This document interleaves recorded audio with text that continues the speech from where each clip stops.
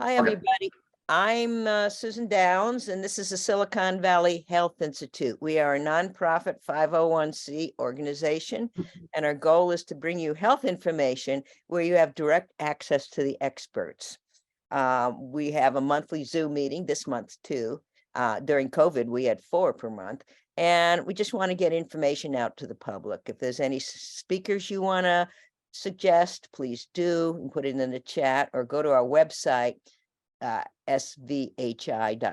I'll put that in later, and you can address us directly. Craig is going to give his talk, and when you have questions, either put them in the chat or raise your hands, and we will arrange that those questions can be addressed. So how do I introduce Craig Lane? Oh my, he's got so much experience, herbologist, studied shamanism, which interests me. You name it, he's done it, done a lot of work with herbology, and I think he's successfully cured a lot, if I can use the word cured, made a lot of people more on the path toward optimal health, and I find him remarkable. So Craig, I hand the forum over to you. Wow, I have control now. Okay. Welcome, everyone. I want to take a little bit of a vote. I don't know how it would work out. Maybe we could do a chat vote, but the vote would be, do you want to have an experience of health versus a concept today? Because I have a little embodied exercise I like to do with my groups, because Zoom is what I call the floating head in space energy. You know, we're all this floating head in space. And do you feel your feet at all? I mean, have you thought about your feet today? You thought about your legs, you thought about your body? You know, that's sort of what I call the disembodied helicopter. You know, and so does anybody want, we have like 1,000 yays, and we'll do a little short sequence of 3 things to get you so you can listen more deeply. Because if you're present, you're available like a sponge. And when you're not present, you're not a sponge. You're an iron wall, and information doesn't get soaked in. That's my experience there. Anybody, how do we do that, Susan? Have a vote. Well, they could just, put an X in the, okay, Richard's up for it. We'll take Richard's the up for an majority of what experience. shows. An Richard experience of sounds health. like Very he's up good. for anything. Do you have anybody that doesn't want an experience of health? Maybe we better start Somebody there. did a thumbs up. I assume that's 2. All right. Well, Good. two out of 2. I guess that's a majority of those that voted. So why don't you start? All right. So I'm going to go into, when I lead a group, we do what's called off the street check-in. So we come in off the street with our energies of, you know, like Susan was saying, the dog barking, the wife's mad at me, I got too much work to do. I had a man on last week that came in to see me as a new client, and he couldn't be present. So we did some exercises, and then within 20 minutes, he was like, what was I thinking? The problems are still there, but now I'm present with you despite the problems. And I'm just going to do, so my off the street check-in, if we had time, I would let everybody do a little quick check-in, but notice how you feel right now in your mind. You know, it's kind of where we're prevalent. We're used to being in our mind, in our body, maybe even you could say your astral body or soul. So mind, body, emotions. And then just notice how you feel, because after the exercise, you'll have a change. And that's what I've spent that's what I'm going to digress slightly and just tell my quick story. I came to be who I am because I grew up here in the Bay Area, and I got involved with the surfing scene at age 15, and it changed my life. And those men on the call, especially, 21-year-old young man, a lot of testosterone. I love the program Dukes of Hazzard, so I decided to get sideways on the freeway north of Davenport here, going 55 miles an hour without wearing a seatbelt, showing off for my friends, trying to, quote, get sideways and let all that testosterone flow, you know, and I wasn't on any drugs or anything. It was just 7 in the morning going surfing, high on life. And what that led to was I lost control of the vehicle and broke my neck and should have died at age 21. I was on the path to being an architect. It was about 5 lifetimes ago. And I couldn't imagine being where I am now, 36 years later. But what the broken neck led to was a change of my life. It was a change of ownership, a change of occupancy. When I heard the doctor say, you'll never surf again, I got angry. And that anger was the beginning of my learning for self-healing. The doctor's statement, you'll never surf again, is his projection, how he would feel having been in my position. And most people take that on. Yogananda likes to say, Yogananda, the famous guru in India that came over here in the 30s and 40s and 50s, Yogananda liked to say, you know, a weak will take on a strong will. And Star Wars, Luke Skywalker talks about this stuff, you know, even though it's fiction. So I wasn't willing to let his will project onto me. And so my healing began because I wasn't going to take his baloney. You know, for me, that was what I was saying to myself at the time, at a 21-year-old man. It's like, no, I'm responsible for my healing. I'm going to find the path. And that led to yoga, believe it or not. It was the first class back at college because I was in school, changed my bachelor's degree. And then a number of years later, I got back into nutrition. But the point is that moment of I'm responsible, and, you know, it's sort of like middle finger stuff to him because he meant well, but I needed that anger. And so anger in Chinese medicine is part of the wood or the liver element, and it's the second stage of manifestation, of manifesting something. So when we're angry, it's not really an anything other than as a fence emotion, and there's something inside of the anger. Grief, sadness, and fear generally are my three. When I get angry, there's this red flag that goes up and it goes, what's really going on? And then usually I need to cry because I'm terrified of what I'm seeing in the world. I've never felt like I belonged in the world. So that's my intro, sort of backdrop context. And there was at least 1,000 people walking the planet over the last 30 years because I intervened in their health case. I cannot say medical case because I get in trouble. I can't say the word diagnose. I can't say the word treat. I can't say the word prescribe. And yes, if you have questions, I will take periodic breaks to take questions too. So why should you listen to me? You know, like I was a suspicious guy. I still am. Like, why should I listen to this person? Well, you might want to listen to me because you can go to my website and read the hundreds and hundreds of testimonials of all the health professionals I've helped. And I'm a results-based practitioner. I don't like beliefs. Beliefs get people dead. My first case was in 1996, stage 4 pancreas cancer. And she lived another 20 years, where they usually only live a couple at most. And so I started seeing like magic, and I was into shamanism before I started. And so I see what a lot of people maybe don't see, and that's the chemistry we see, the science we see is a byproduct of the life process. So what we're going to do is we're going to do a life process together. You know, we're actually going to get out of our heads a little bit and get into our bodies, and that might help you absorb a little more. And I know what it's like to be on your guys' side. You know, you got probably 30 people on this Zoom, all these floating Zoom heads, and it can be very overwhelming.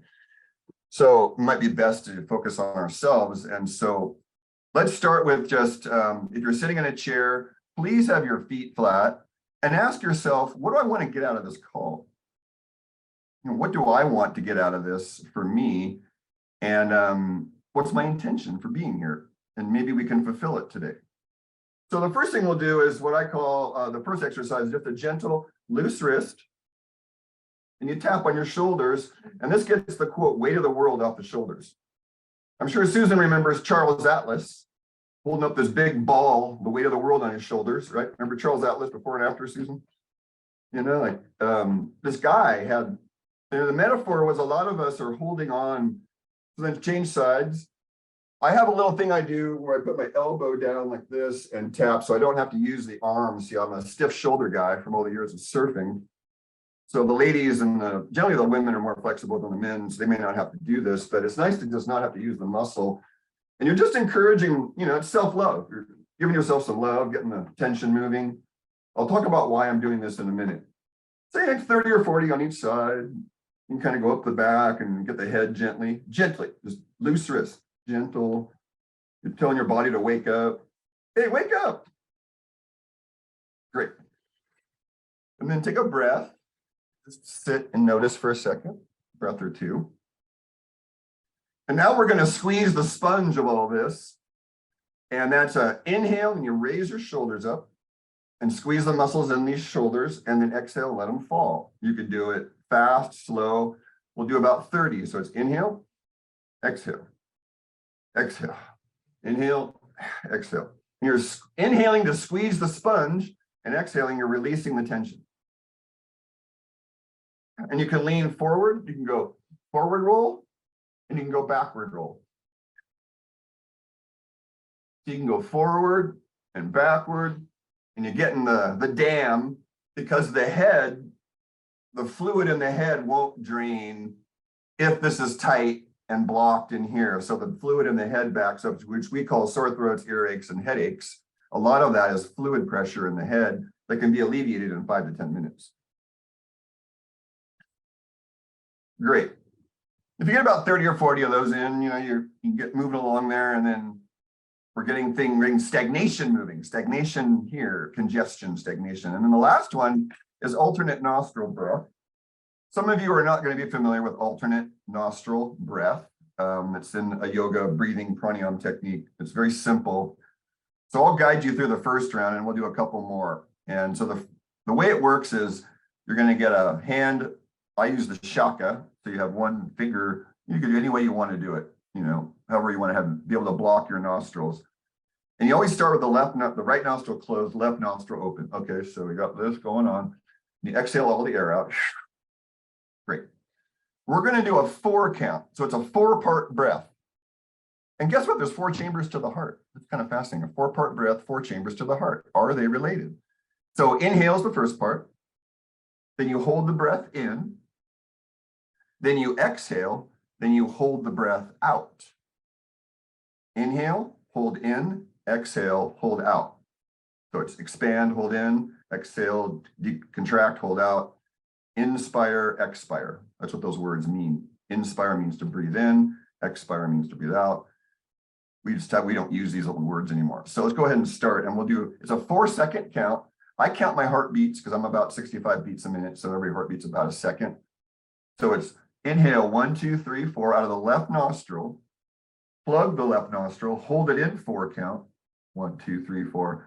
Open the right nostril, exhale 4 count. 1, 2, 3, 4. Hold the breath out, 4 count. 1, 2, 3, 4. Inhale right nostril. 1, 2, 3, 4. Plug and hold in 4 count. Open left nostril, exhale 4 count. 1, 2, 3, 4. Hold breath out 4 count. Now let's go. Now that's 1 round. Let's do another round. Inhale 4 count left. Hold in 4. Exhale 4. Right nostril. 1, 2, 3, 4. Hold out 4 count. 1, 2, 3, 4. Inhale right nostril. 4 count. 1, 2, 3, 4. Hold in 4 count. Plug nostril. Exhale 4 count. Left nostril. 1, 2, 3, 4. Hold out. 1, 2, 3, 4. Inhale again, left nostril, 4 count. 1, 2, 3, 4. Hold in 4 count.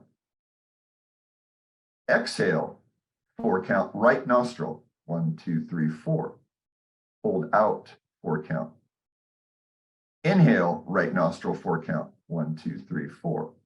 Hold in 4 count. 1, 2, 3, 4. Exhale, 4 count, left nostril. 1, 2, 3, 4. And we'll stop there. I have a large YouTube channel, and you can go back to that. But generally, what this does is this harmonizes the earth suit. The alternate nostril breath is a harmonizing breath. And by tapping and squeezing and moving around, we're stirring up the earth suit container that we call each ourselves. And then we want to harmonize it. And that's what the alternate nostril breath, it's a harmonizing breath. If you're too excited, it lowers it down. If you're too depressed, it brings you up. So that's the basis of my practice, is harmonizing therapies. So we're not doing deep interventions necessarily. And if we do interventions, then we're telling the client, like, hey, we're in an intervention here and there will be side effects. Like when you give someone a blood pressure medication, ideally you're transparent with the side effects of the blood pressure medication and how it builds up in the system. That would be a long half-life. We call that in chemistry. So most medications, they're not dealt with on a daily basis. They build up in the body every single day over many, many years. And that's the problem with medications, is the liver, the kidneys, and the gut lining. They're the ones that suffer from medication use generally. Liver, kidneys, gut lining, gut flora. And so long-term medication use has certain side effects, and there are layers of compensation we're going to go through in this chooser talk today. Okay, anybody have there's a quick chat box thing here. Does anybody have an experience or has had an experience doing any of these yogic breathing exercises or doing yoga, a before and an after feeling of where they might be sitting now and where they were when they came on the call. Share our experiences, and then we can start to see what I call pointers at reality. Because what we've come to study is we've come to worship false idols. And when we worship false idols, we don't live in reality. So the false idol is chemistry and science as it's taught. Chemistry and science is a snapshot of a life process at a moment in time. Just like a photograph is a snapshot of you running a race or you fishing or you whatever you're doing. It's not you. It's a representation of you at a moment in time. So inherently, chemistry is dead. Why are we studying death? I asked myself years ago. I want to study life. So health and medicine, they're studying dead cadavers. They're studying dead molecules that aren't alive. And they think that's going to make people healthy. No, it doesn't. And we see the result of that all around us. Life makes us healthy. So why don't we study plants and healing and how cancer has been cured? And that's the basis of my last 30 years, is the study of who's getting results and why. Who is getting results in health and why?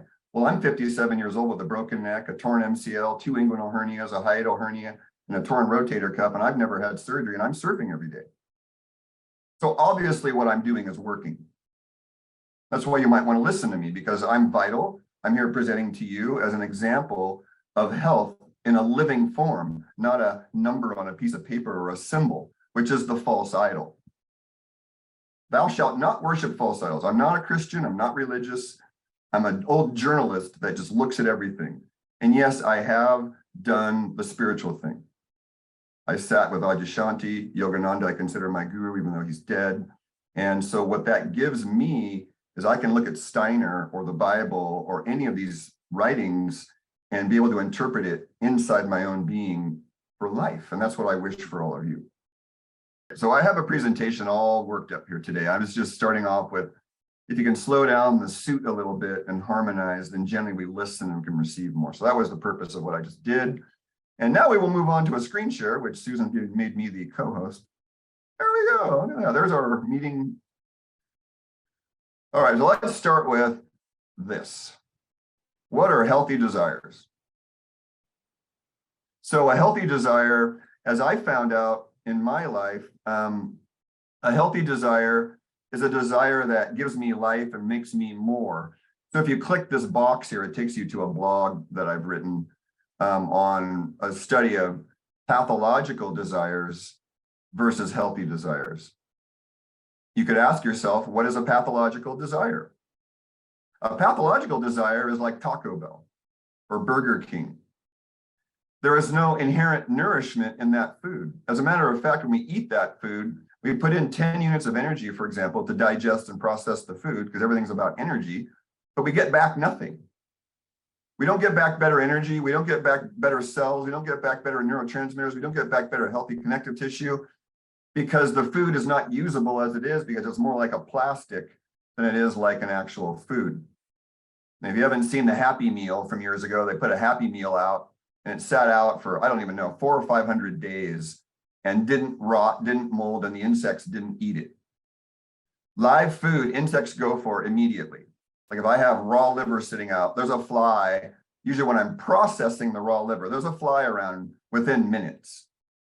So insects are a good indicator, and mold and rot are both good indicators of life. Unfortunately, we've come to be this germaphobe society, and we fear this stuff, but I have mold. I live in the forest, a lot, and mold all around me. I don't fear mold.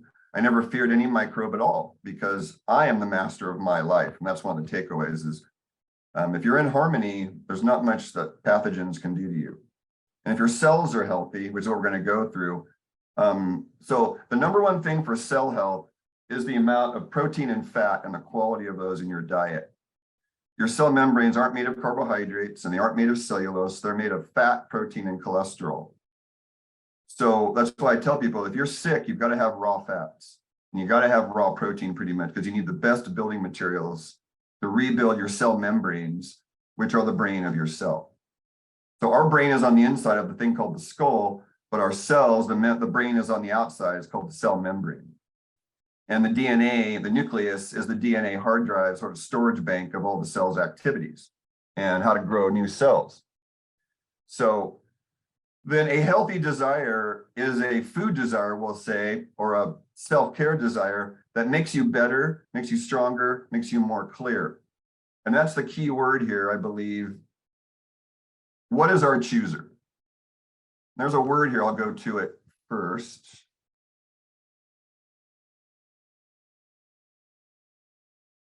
It's called discernment. Okay, well, let's go back later. So, this first foundation of health is so important that I have two elements to it. I have 4 foundations in my health system. There's videos on my website, which you'll see at the end here, healthalchemy.com. So, discernment is the key word here. We want to be discerning versus judging. And when we're in discernment, we just see what is so. And so our choices determine our blood sugar. That's why the chooser also has a physical element, which is blood sugar regulation. So insulin is what I call a primary hormone because it's directly tied into our choices. If we choose a high carbohydrate diet, we are going to have a bigger pancreas that produces more insulin. That may or may not be a bad thing. But insulin is a hormone that tells the body to store stuff in the cells, store blood sugar in the cells, store stuff in the cells. So by its very nature, it's an inflammatory hormone. You don't ever want to have high insulin levels, not ever. And if your insulin's too low, and your blood sugar is still stable, then it means your insulin are like Superman. That's what insulin resistance is. When you have too many of them that don't do their job well. And then you need a lot of them to do the same job that one could do. It's kind of like a really smart genius who did the job of 10 lower IQ people. I hate to say that, but or one elephant could haul along 10 logs, or a smaller animal could haul 1 log. So insulin is a very important primary hormone. The other part that we can see directly from how our blood sugar regulation is our fasting glucose and our hemoglobin A1C. Those are the markers that you can take away. Your 3 most important markers of how well you're choosing your carbohydrates is hemoglobin A1C, fasting insulin, and fasting glucose. And you can get those out of pocket through me. You don't have to go through a doctor to get those. And I could order those for you, or you could order those yourself from a link, and you would know. So the question that very few people ask, I'm going to go off screen share for a second. I'm going to gesticulate on this one, is how is hemoglobin tied in with blood sugar? When I first saw this test a few years ago, 5, 6, 7, 8 years ago, I was like, hemoglobin and blood sugar? Hemoglobin is red blood cells. What does red blood cell have anything to do with sugar? Red blood cell? Glucose? What? So it's the A1C is the important part. Hemoglobin A1C means, to simplify it, it means damaged red blood cells from blood sugar being elevated. That's why you want the percentage low, like 5.1% is my standard. And you go above 5.1%, and that's an average of your blood sugar, they say, over 90 days. So they infer, based on damaged hemoglobin, they infer the blood sugar from that. It's an inference. And so it's quite fascinating.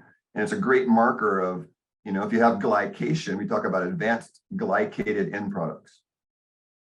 AGE. That's the acronym, advanced glycated end products. We're talking about, Parkinson's and all of them, MS and Alzheimer's and dementia. They're called diabetes type 3. Diabetes type 3. And I'm going to show you guys some photographs of people's eyes. I can see this before it's diagnosed on the tongue and in the eyes and in the lab work, generally. That's why the value of coming to see me is you're ahead of the game. Before the medical people can spot the disease, we can give you the early warning signals that I was taught over 35 years. So I know the early warning signals, and it's like, why not work on it before it becomes a full-blown, quote, disease? And by the way, the word disease is very poorly used in English. You want to think ease. What do you want with your life? You want ease, right? When you hang out with someone, you want ease. When you go to the movies, you want ease. When you order your food, you want ease. When you drive your car, you want ease. Ease means alignment. Disease starts as soon as we feel a lack of ease in our being. That's the genesis of suffering.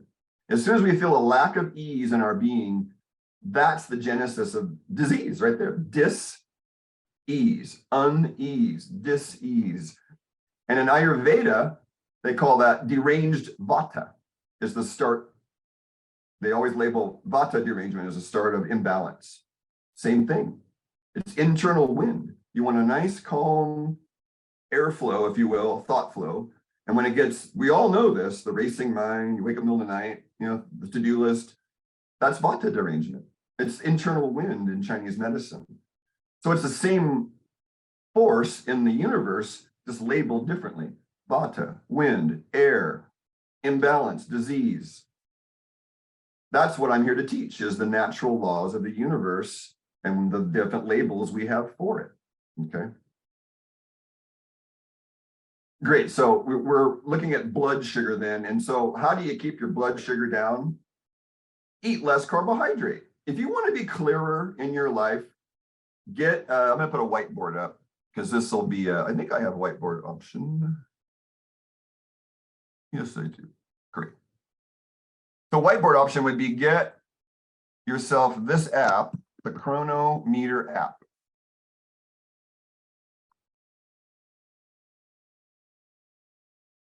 It's an app and it's also a .com thing. If you don't have a phone you want to use it on, okay?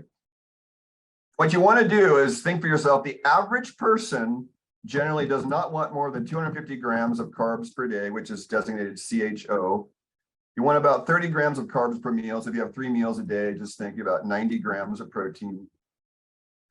And then fat can be highly variable depending on your metabolism. Could be as low as maybe 75 grams to all the way up to 250 grams of fat per day. Barry Sears years ago wrote a book called The Zone. You want to be in your perfect zone.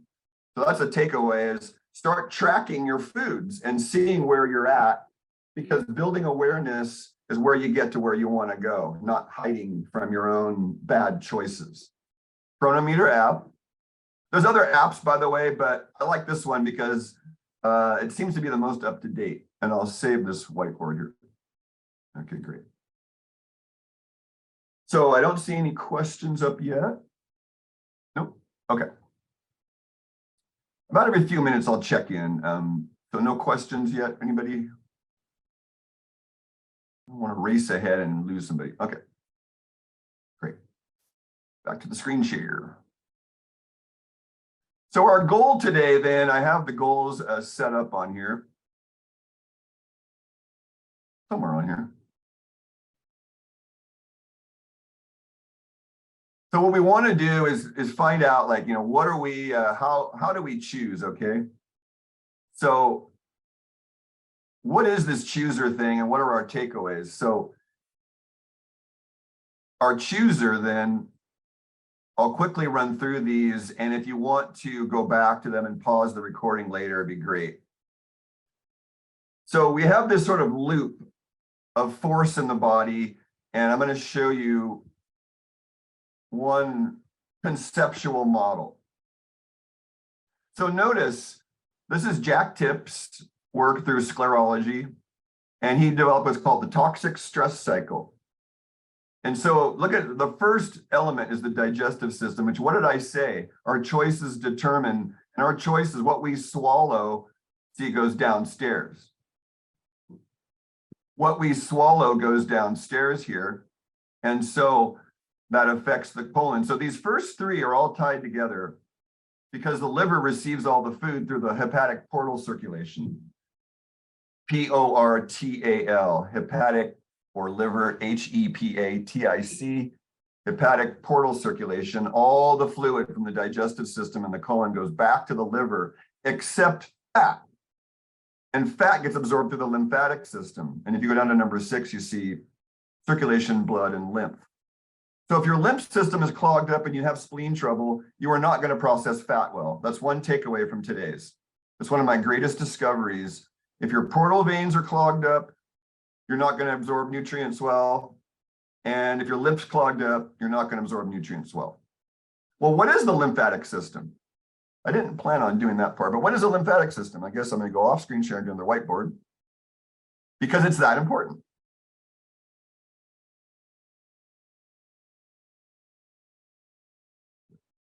So clear?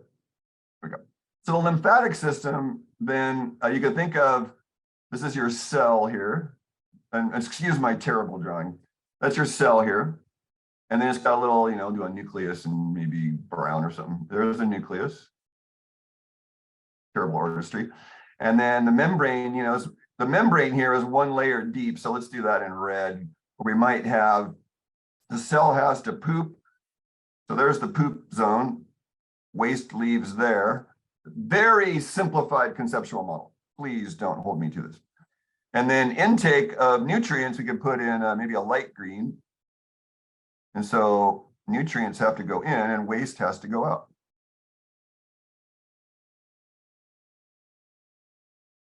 So nutrients have to go in and waste has to go out. So there's that membrane thing again. So your cell membrane is sort of stacked like this. It's sort of like you want those tight junctions they hear about in the gut.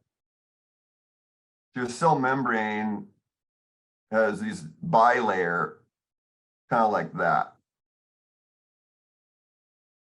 And then so when you're absorbing nutrients, there's these portals that open up in the membrane to let stuff in and out. And so if you have your lymph system then is the toilet for your cells. Let me repeat that. The lymphatic system is the toilet for the cells.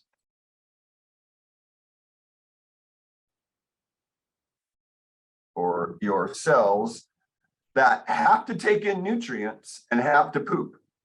It's part of life. Everything that eats has to poop, including microbes living in your body.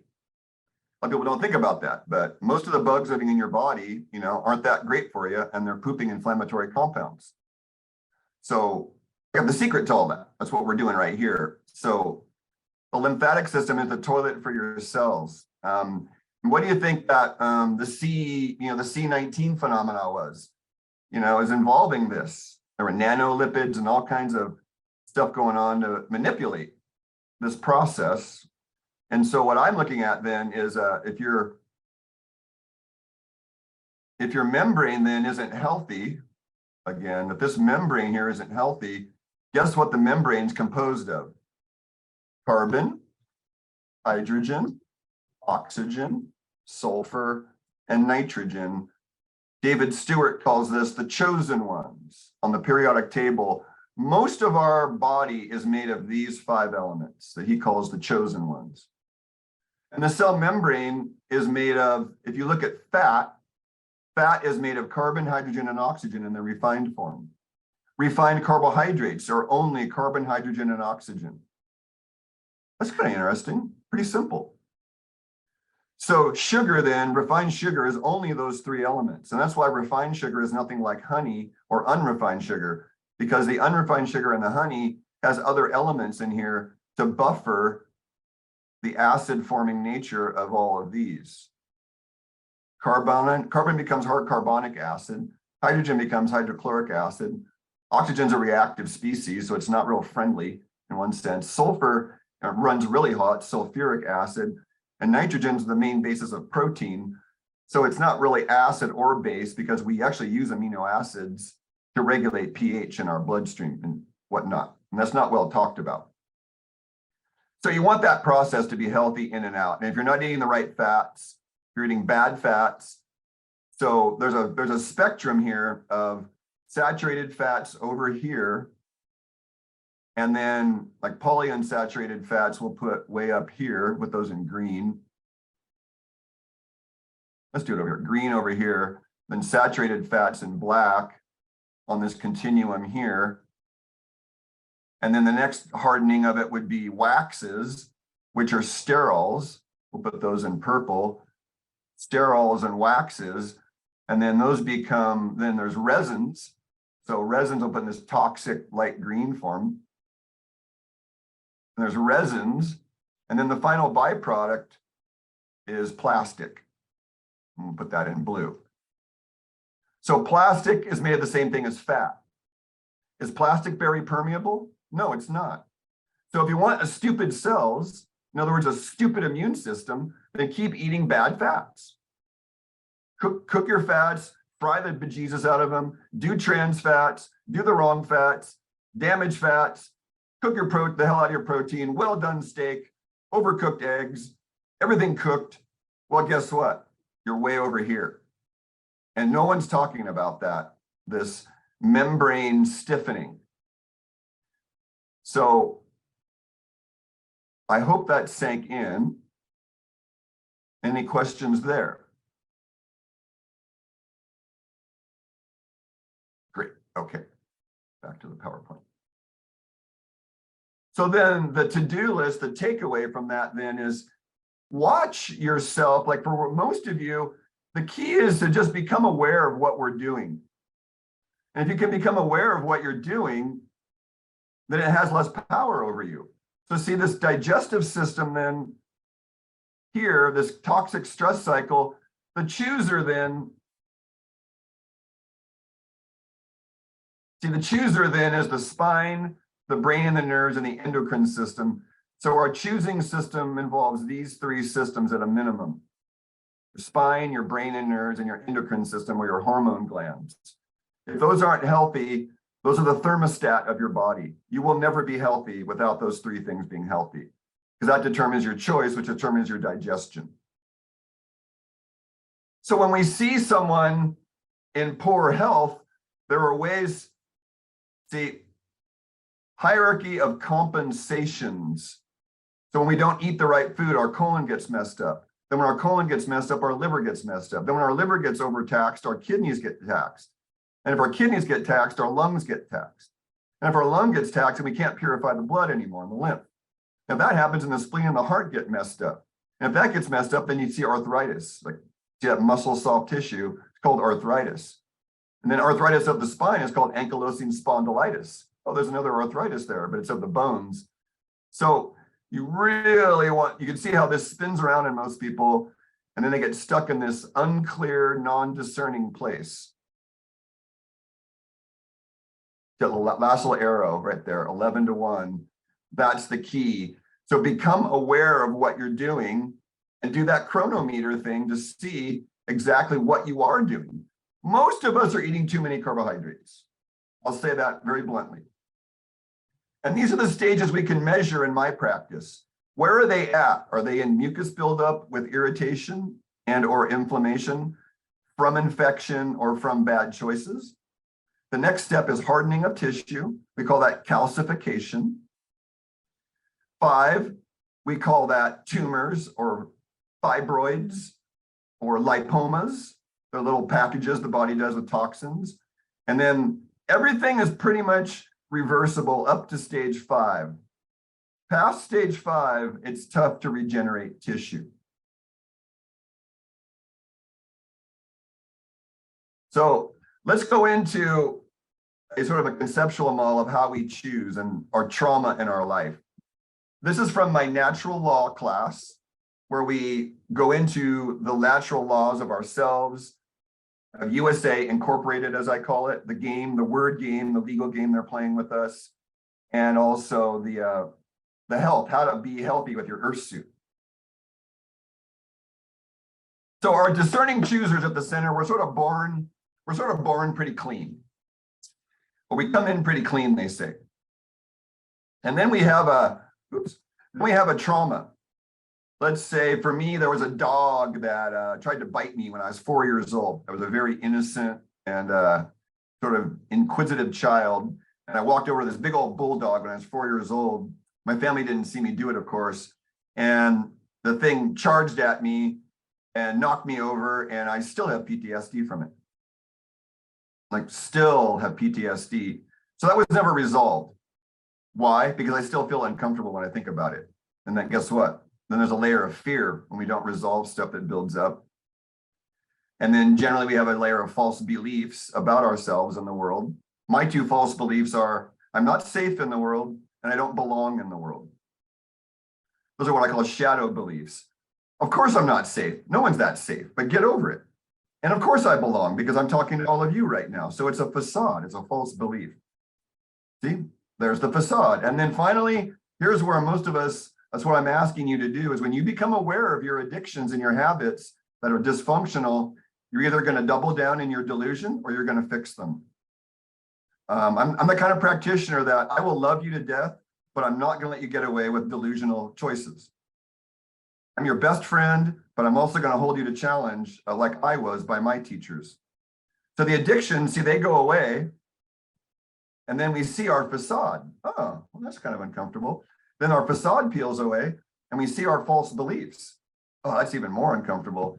And then we got to feel the fear. Most of us have been helicoptering above our body. And here's the quote: most of us think about feelings and we're not actually feeling. Let me repeat. Most of us are thinking about our feelings and we're not actually feeling. If you think that you are and you're just going to blindly discard what I just said, then you're in trouble. Because an open mind, an open heart, transparency, self-honesty is key. And I don't know any person that's honest that knows about the world that isn't in some kind of fear. Then the fear peels away, and then we see the original trauma. And after 25, 30 years of facilitating people, I can tell you this is a formula, and this is the way it is. Most of us have a trauma from birth to age 8 that shaped our lives. And we've never gotten over it. How do I know that? Why? Because you have dysfunctional decisions. So once that's peeled away and we actually feel that and resolve that, then boom, we're back to the clear discerning chooser. Discernment means neutral. Okay, I think I need to stop. Any questions there? No questions? Taking a quick check-in. Oh, we had a practical question. Richard, thank you. That's a good place. Olive oil versus sunflower oil. Excellent question, because you want to build healthy cell membranes. And so this is part of another talk, but we can briefly go through it because it's very practical. The number one fat in my diet is raw butter. Raw butter is the original health food. So I start with butter, and that's not just a saturated fat. Even beef fat, healthy beef fat is 45% unsaturated fat and only 40% saturated. So don't think for a second that animal fat's bad for you, because that will lead you to destruction. So olive oil, I would rather use olive oil versus sunflower oil, because sunflower oil is a seed oil, and I don't use seed oils because they go rancid very quickly. And sunflower oil is a very high omega-6 oil, which means it's going to cause inflammation. And so the question I would ask you all is, when I go to the hardware store, I see this thing called linseed oil, L-I-N-S-E-E-D. What's linseed oil? It was once a natural thing. In botany, the linum plant, L-I-N-U-M, the linum plant's a well-known common plant, and they extract the oil out of it. And yeah, canola, very good. Canola oil started as a motor oil, that's right, rapeseed oil. It was an industrial plant that was hybridized to produce industrial grade oils. But so linseed oil is rancid flax oil, and it's a varnish you put on your furniture. To let that settle in. When you have stale flax seeds, don't buy pre-ground flax seeds. Don't buy pre-ground chia seeds. Don't buy stale polyunsaturated oils, because they're on their way to becoming a plastic or a varnish. I used to work cooking in restaurants, and there's that grill above the stove and the fryer that gets really gooky. Think gook, and think you don't want gooky cell membranes. So if you're going to have to fry anything, please fry in a saturated fat. Don't fry in olive oil, because it has one bond that can be broken and turned into an oxidative damaging molecule. So I just don't fry with olive oil. I don't fry much at all. Like I'm eating a 3-week cleanse right now, And I'm still eating fat and protein, but it's raw or cooked in bone broth or water. So if you have to cook your food, cook it in water or bone broth, and don't fry it, grill it, dry heat. That's how you damage food, is fry, grill, dry heat, barbecue. I love all that stuff too, believe me. I'm a professional chef, actually. Like, if anybody wants a catered event, call me up. That's my specialty, is catered dinner events with a class attached. And I've been out for 35 years. One of my favorite things to do. No more questions on that? Good.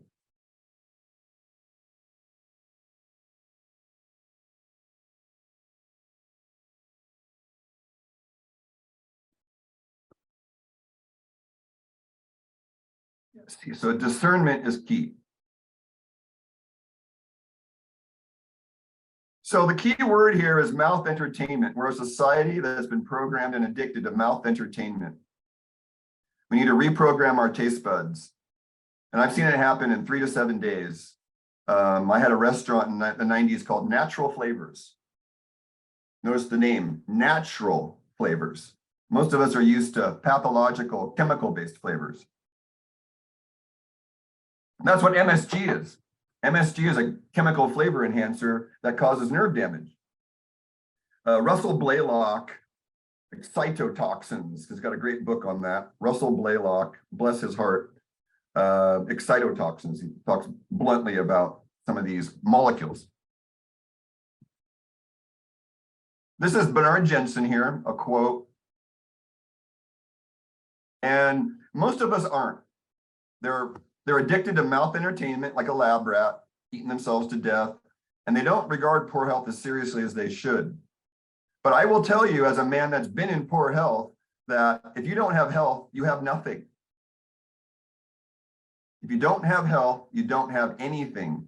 So to me, there was a famous Zen monk, Suzuki Roshi, who founded the Tassajara Zen Center, and his life story is available on a book called Crooked Cucumber.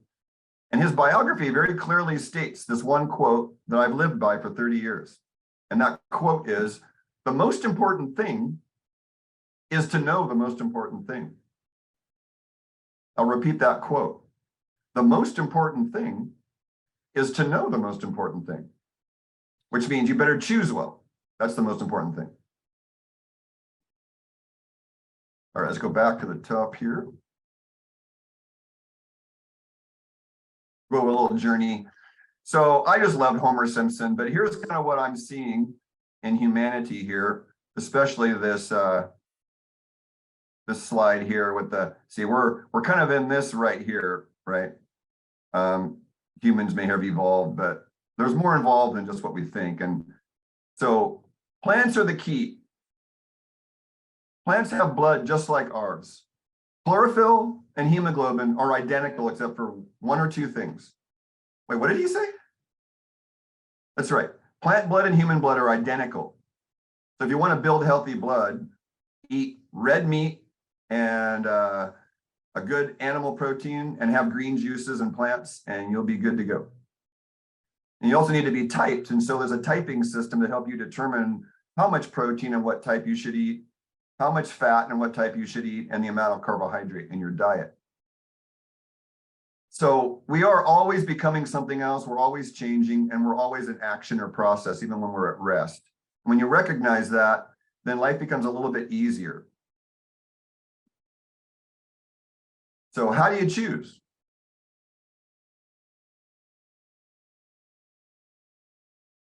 See what I talked about earlier, our nerves, endocrine, and psychology. How do we interface with the world? How do we interface with our choices? How do we interface? So one of the things I use when somebody asks me, like, how do you not make bad choices? And I say, I have future, Craig, veto.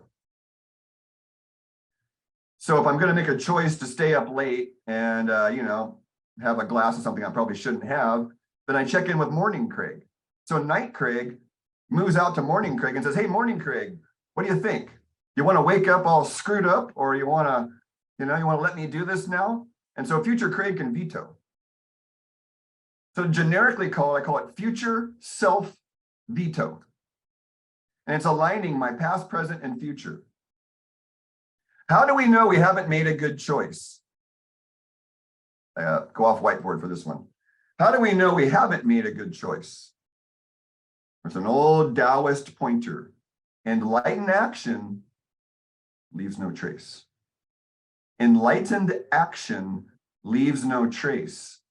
Now, I spent 35 minutes talking about this with Ajay Shanti a decade ago at Inner Light here in Santa Cruz.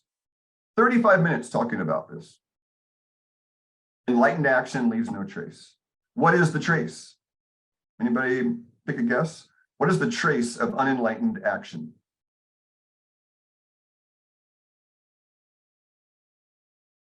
Yeah, thanks for that. How to handle evening and nighttime food cravings. We'll go. That's a great question. Thank you.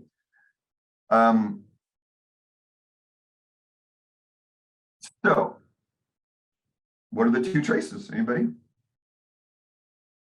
All right, nobody wants to take a shot. The two traces are regret and doubt.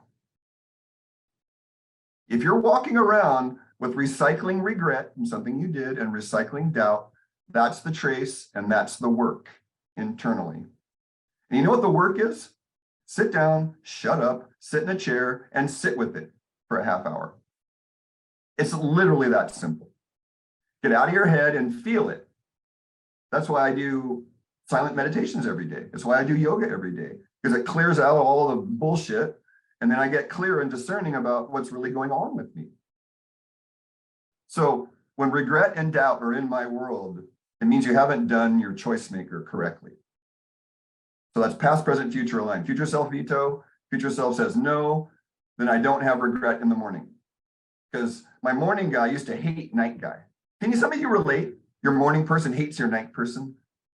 You wake up in the morning and, oh, I just feel rotten. And I look at night guy and I'm like, well, he had a party, man. There's too many parties at night, not enough of me in the morning. Because I like my morning and I like the sunrise and check out the birds and the trees and the creeks. And then that guy at night stayed up late and he's screwing over my morning. Can some of you relate? Like nighttime food cravings. Anjali. So Anjali, what you do with your nighttime food cravings is the first thing is like check in with your morning person. Morning future self veto. And just check in, because guess what? At night and on a full moon, parasite activity is greater. Let me repeat that. At night and on the full moon, parasites are more active. So if you have evening food cravings, that's a great segue into the next screen share.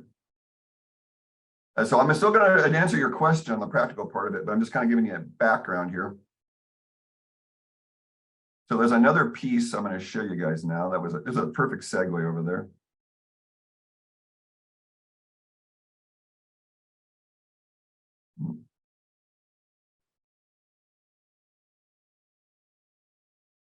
Nope.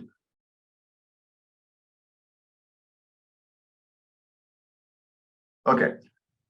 So we kind of didn't go through this earlier, but I want to get on the recording is see our food choices helps our chooser decide, our nerves and endocrine system, and our clarity.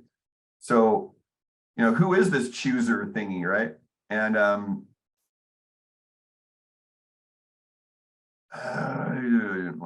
how we choose. Okay.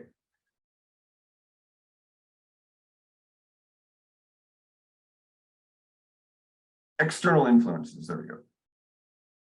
So a lot of us are making decisions based on external influences. In other words, what would Sammy Joe say if I said that? What would so-and-so say if I ate a raw liver? What would so-and-so say if I went vegan and the rest of my family's a meat eater? It doesn't matter. I don't hold on to any dogma or ideology with health. I try to find what's best for each person, but definitely animal protein is part of it. That's part of my 30-year report to everybody is if you want to heal cancer, especially the cancer healing formula is raw liver, coffee enemas, and raw green juices. That's the old Gershon, that's the basis of the old Gershon protocol. So raw protein, unfortunately, that goes against, I hate raw liver, I hate raw meat, but I could see, and here's how you know you've chosen well versus doubt and regret and feeling rotten. You know you've chosen well because you feel awesome after you eat. I'm going to go into a whiteboard for that. You know you've chosen well because an hour later, you have more energy after eating. That's the sign. You know, in finance, there's the ROI, return on investment. Well, yeah, midnight oil fighting there. Yeah, good job, Keith. So we want to understand that, you know, this causal loop, right? And so it's really important. I mean, that's why I keep coming back. And if anybody has a question, I can look at the comments. Is just this is an engaged discussion and exploration. Everything in my world is a SEEMS, seems. It seems this way. That's all we can say. Most of my Oriental medical teachers and macrobiotic teachers 20, 30 years ago, the quotes were, Western medicine, I can sum it up in one word, arrogance. I can sum up Western medicine in one word. This is what my masters told me, arrogance. So it's okay to say, I don't know. It's okay to say, I'll go figure it out for you. It's okay to be a detective in health and not know what to do with a client. As a matter of fact, when a client comes in with me, all I have is what I have behind me. It's an empty slate and a question mark. I'm not going to throw you into a raw food protocol if it doesn't work. I'm not going to throw you into a heavy meat eater paleo protocol like Jordan Peterson was doing. You know, you want to hear about something that works, go watch Jordan Peterson and his all meat diet. It's not a lifelong diet. It's a temporary diet to heal his autoimmune situation. And a lot of people have done it. I had a guy with leukemia and he didn't start feeling better after years of experimenting until he ate mostly meat because he's a protein type. A carbohydrate type that has equatorial ancestors and a blood type A, they won't be able to do that. They just don't have the digestive apparatus. So each of us has a unique diet that we aren't even aware of. And to help your chooser, we have allergy tools. And I have those. A physician in the 70s, Dr. Arthur Coca, COCA, has an allergy pulse testing system. So if you have a food, this is back to the post-meal energy thing. If you have a food that keeps showing up, like if your baseline pulse is 70 beats a minute, and you keep putting like a lentil in your mouth or eating lentils and you feel rotten afterwards and your pulse goes way up or way down, and you know you have an intolerance on your hand and it's a kryptonite for you. You're putting in 10 units of energy and getting back 5. Well, if you're a finance person, you're going to get kicked out of the stock market because you're putting in 10 and getting back 5. You're losing 5 on every transaction. That's where most Americans are. And you can monitor it by, if you don't have more energy an hour after you're done eating, the meal didn't work. Let me repeat. If you don't have more energy an hour after eating, the meal didn't work. How do you know? Because you have less energy. The less energy is the indication that you're not getting back enough from what you're putting in for inputs. Return on investment, we call that in finance. So in some of my experiments, my carbohydrate addict died. And I'm a protein type. I'm pretty much a pure protein type. So my carbohydrate ration, if you will, is about 150 grams a day maximum, which is 600 calories. That's nothing. I'd have 150 grams of carbohydrate at one sitting when I was younger. I have 500 grams of carbohydrate, 2,000 calories, no problem when I was younger. And I wondered why I kept getting sick and blood sugar problems and all this stuff, candida, fungus. I was like, oh, I'm eating too many carbohydrates. And then I was always tired after I ate. It was like a joke. I would just take a nap after every meal. So I know a lot of you can relate. So what happened for me is I started experimenting with my model. And then much to my chagrin, 2 years ago, I lead a weekly community dinner. So there'll be one going on tonight from 6 to 8. There'll be a Zoom link for that. And I give a public discussion. So I'm leading the cleanse. And so, yeah, this guy brought a bowl of raw chicken livers and he had this little bowl, you know, and it was just sitting there. He didn't do anything to him. He just bought the 16-ounce thing, threw it out on the table. And yeah, we were all sitting there going, really? just a raw, unprocessed little chicken liver. I was just so disgusted. But I've done this before, pinch my nose and shove a few in like an oyster and swallow them. And then I wanted to do the experiment to see how I felt. So I was giving the talk and then I forgot about it. And an hour later, these waves of well-being were coming through me. These waves of like, wow, I feel fantastic, almost kind of manic. I generally feel manic when I'm leading a talk anyway, but it was different. And then I realized this little addicted guy kind of connected with the reality. And he's like, oh no, I feel awesome eating that raw liver. And so I've been eating raw liver since. I chop it up and I put it in a jar, kind of like this, little tiny pieces, and I marinate it in my recipe favorite, teriyaki. Remember, I'm a professional chef, so I have a recipe and a menu document on my website that anybody can download. So my teriyaki is a good marinade for liver. Mustard and soy sauce is a good simple. One of my people does the liquid whey. They separate out the yogurt into whey and curd, and then they soak the liver in the whey. There's a raw milk soak. You soak the liver in raw milk, and it takes out the bad flavor, apparently. So there's a lot of options to marinate the liver. The simple would be like lemon juice and salt. Very simple one there.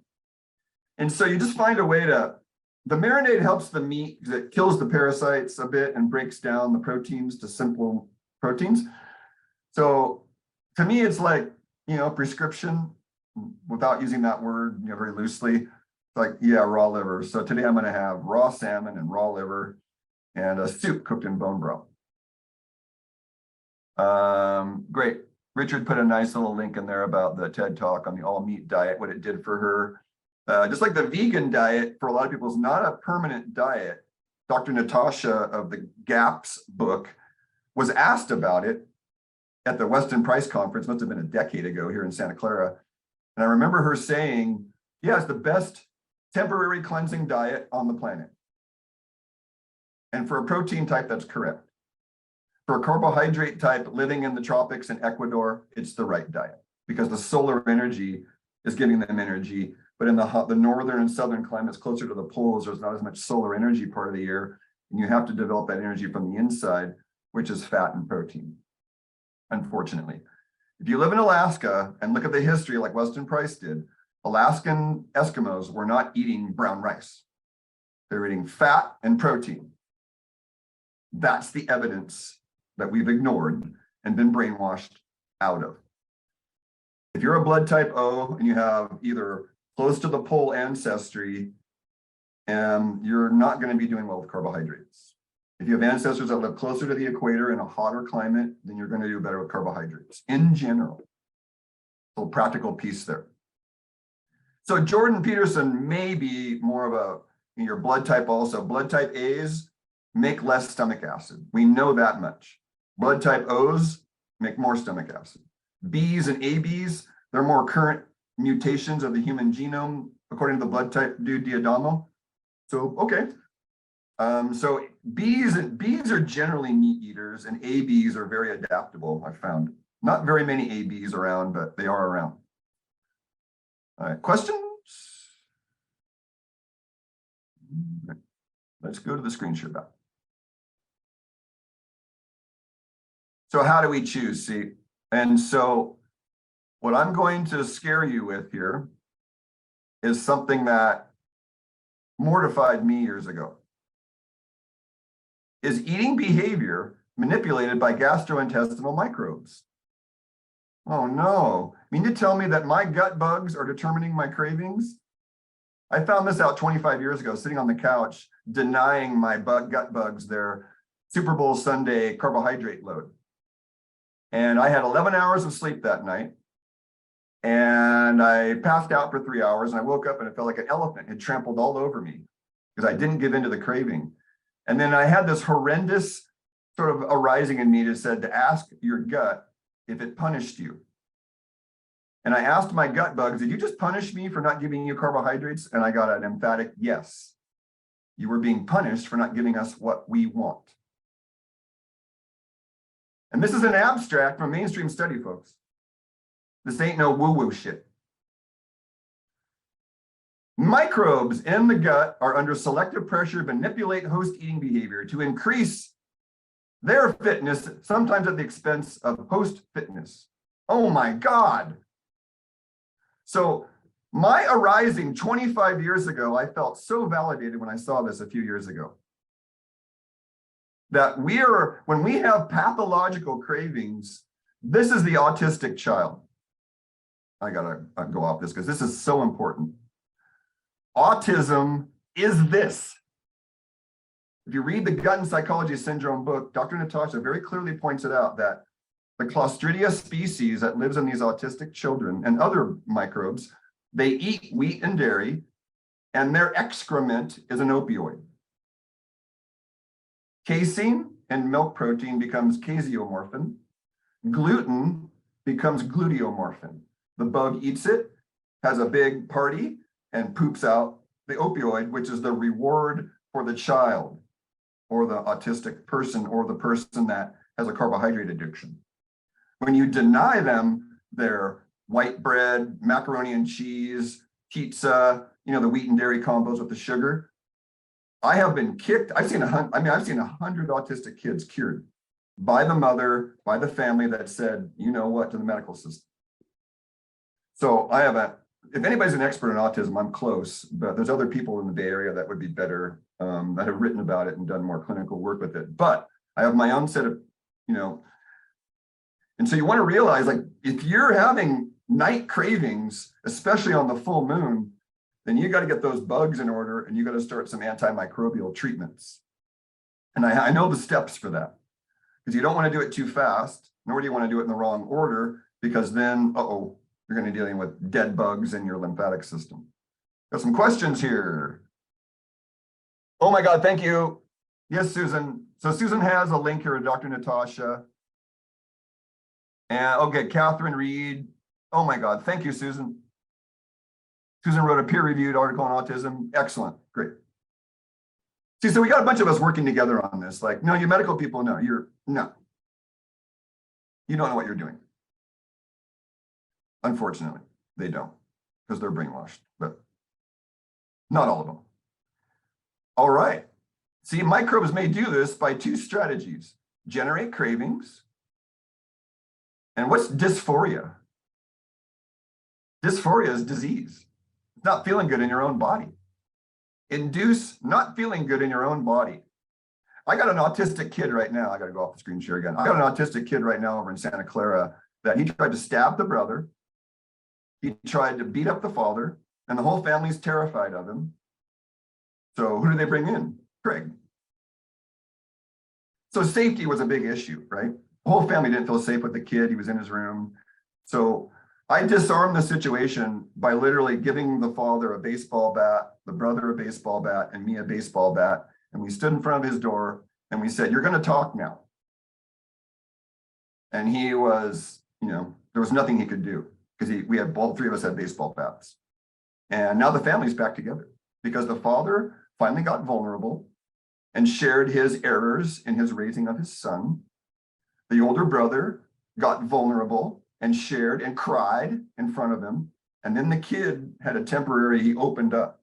The autistic Jekyll and Hyde opened, and this other child who was vaccinated at age 3, and quote from the mother, "I had a loving, beautiful child, and I watched him change minutes and hours after that injection into a monster," end quote. And the doctors kept gaslighting her. "Oh, no, it wasn't the injection." And I'm gaslighting a mother. I mean, I would have been like, I'm a doctor, like, noogie, like, shut up. I saw it happen. Don't tell me that it wasn't because of the jab. I saw it happen. All right, good.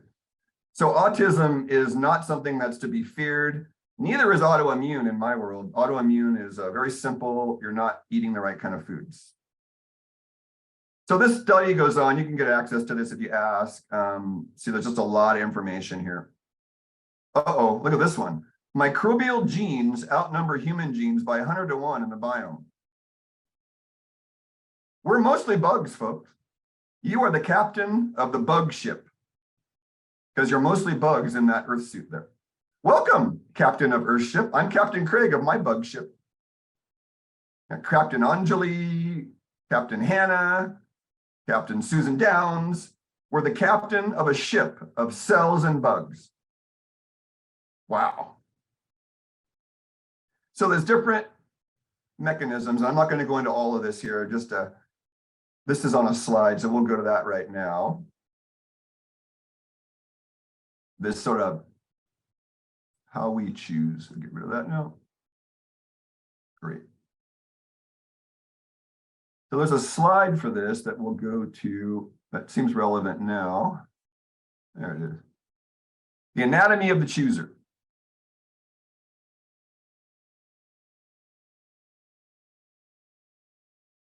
I think that's fairly clear. Good.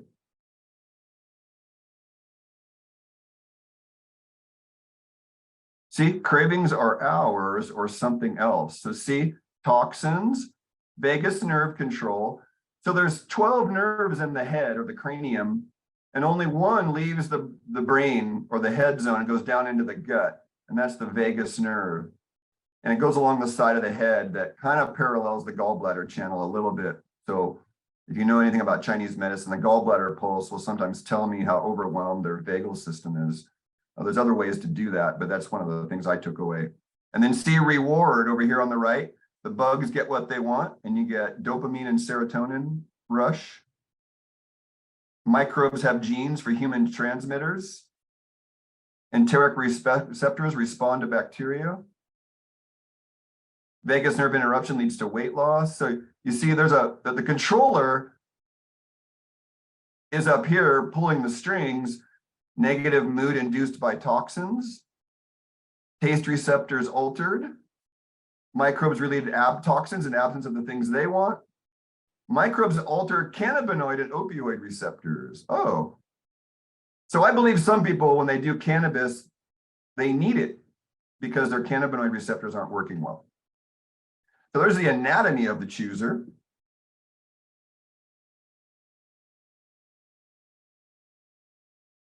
We've gone through most of these now. Oh yeah. So this mouth entertainment thing, it's really important to realize that eating is fine and shame, blame, guilt is not okay. So if you eat the chocolate or you eat something that you maybe shouldn't eat, the Cinnabon or whatever, it's important you don't shame yourself afterwards or while you're doing it, that you enjoy it and don't shame yourself at all. If you're indulging in mouth entertainment, then please enjoy it. It's okay to enjoy food, but don't live to eat. Eat to live. So when the practical part is make a different choice every week. You know, for me, it was adding a new vegetable every week when I was a young man, 30 plus years ago, like a cooked rutabaga. Oh my God, disgusting. Dandelions, disgusting. Arugula, disgusting, bitter. Carrot greens, putrid. You know, so it took a lot of years for me to get on the veggie program, and I'm glad I did now because I was able to live a healthier life. Went over that. So this is another important piece is we have means in my world to show you guys where this is at, and we're going to go there now. So I have a client that I just saw, and where am I at in this stages of congestion zone? Where am I at there in various parts of my body? Well, now I'm going to show you. So in my assessment system, first place we start is the tongue. So this was this man's tongue about 3 years ago when he came in. He wasn't quite ready. And this was his report of my findings. So not a bad looking tongue. The coat's a little thick, which means what feeds on a bad coat? Microbes love to eat rot. So if you have a microbial problem, you are rotting from the inside out. Dr. Natasha actually went over that in the last Weston Price a decade ago. Someone asked her about salmonella, and she's very quickly straightened the person out and said, stop blaming the bugs for your own bad decisions and rot inside you. Stop blaming the bugs for your own internal rot which is actually attracting the fungus to you and the bad bugs. Because what is fungus's job in nature? Fungus's natural job in nature is to eat rotting matter. If you don't believe me, go out into the forest and you'll see the turkey tails eating the dead trees. Funguses, so you don't play victim, you get off the triangle of victim, hero, perpetrator, and you take responsibility of that. I'm rotting from the inside out. That's why I need deodorants. That's why I need to shower 5 times a day. That's why my breath stinks and my feet stink. I'm rotting from the inside out. There's no other way to put it. I'm sorry. My goal personally is if I can get away with only showering once a week, I'm doing really good. I'm not joking. In the winter, I might only shower once a week and you won't even notice because I'm not rotting from the inside out. That's the solution to underarm odor, foot odor, pelvic odor, bad breath, all of it. You can see it on the tongue. A big thick coat, you got problems. So this one's not too bad. And then the chooser comes in right here on the tip. So all of you can look on the, if you take a picture of your tongue or look in the mirror, if this tip area is redder than the rest of the tongue, then your nerves are running hot and the heart mind. This is Chinese medical stuff, traditional Chinese medicine. So if this red area in the front here, this guy has a little bit of, mine's always bright red. So my nerves are always running hot. And the Chinese call this heat toxin. There's more to it than that, but. So then we have a more recent photo of the guy. So this was 3 years ago, and here's generally not a bad looking tongue, but notice the tip. See that tip area, the front, some red area that's not, you don't see on the rest of the tongue. Like a lot of people, he's running a hot nervous system, a hot heart mind. And there's reasons for that I can't go into here, but if you want to read some Rudolf Steiner and some alchemy stuff, then you'll get a little bit ahead of the game on this. So this guy's not too bad. He's not a lot of cracks in his tongue. There's this red thing on the front though. So watch the coat on your tongue, watch the size of your tongue, and watch this tip. And that's kind of the practical advice is look at your tongue every morning. If it starts getting really pale and a big thick coat, then take action. That's mucus building up. Your chooser's making bad choices. Then there's the brain zone of the eye. So this is the sclera, the work I do. And this man, this was his report 3 years ago. So the more lines there are in the eyes, the white area here you see in the middle is from the flash, so we don't get to see that really well. But in the newer one, we do. So notice all these red lines indicate imbalances in the body. And the type of the line, see there's a squiggly line there, that's congestion in the thyroid. See the set of lines over here on the right side, that's the rear brain being poisoned and new tissue isn't being made well because there's so many lines. And see the branches of a tree? One line is okay, it's just a simple stress, but there's damage lines, congestion lines, EMF, nerve damage lines, which is a form of radiation. So this guy's got it all. And so this is 3 years earlier here, not much change because guess what? He drinks every night and has coffee every morning. So that's why the man hasn't gotten anywhere in 3 years and he's going in for hip replacement surgery. And so his chooser, he was told a lot of baloney. You know, the medical people have the emotional sale. You know, the emotional sale. Our government does it. Retail people, salespeople do it. The emotional sale is what medicine feeds you. Oh, we got a few more questions. Great. Geographic tongue, very good. So geographic tongue, I call hamburger helper tongue. So the cells of your tongue are made of the same tissue all the way down to your anus. There are skin cells. Same cells here, same cells here, same cells line the lungs, same cells line the bladder, same cells line the prostate, same cells line the uterus. They're called epithelial tissue. So if you have geographic tongue, you have an ulcerated gut. Let me repeat. If you have geographic tongue, it's the same way all the way down. Same way.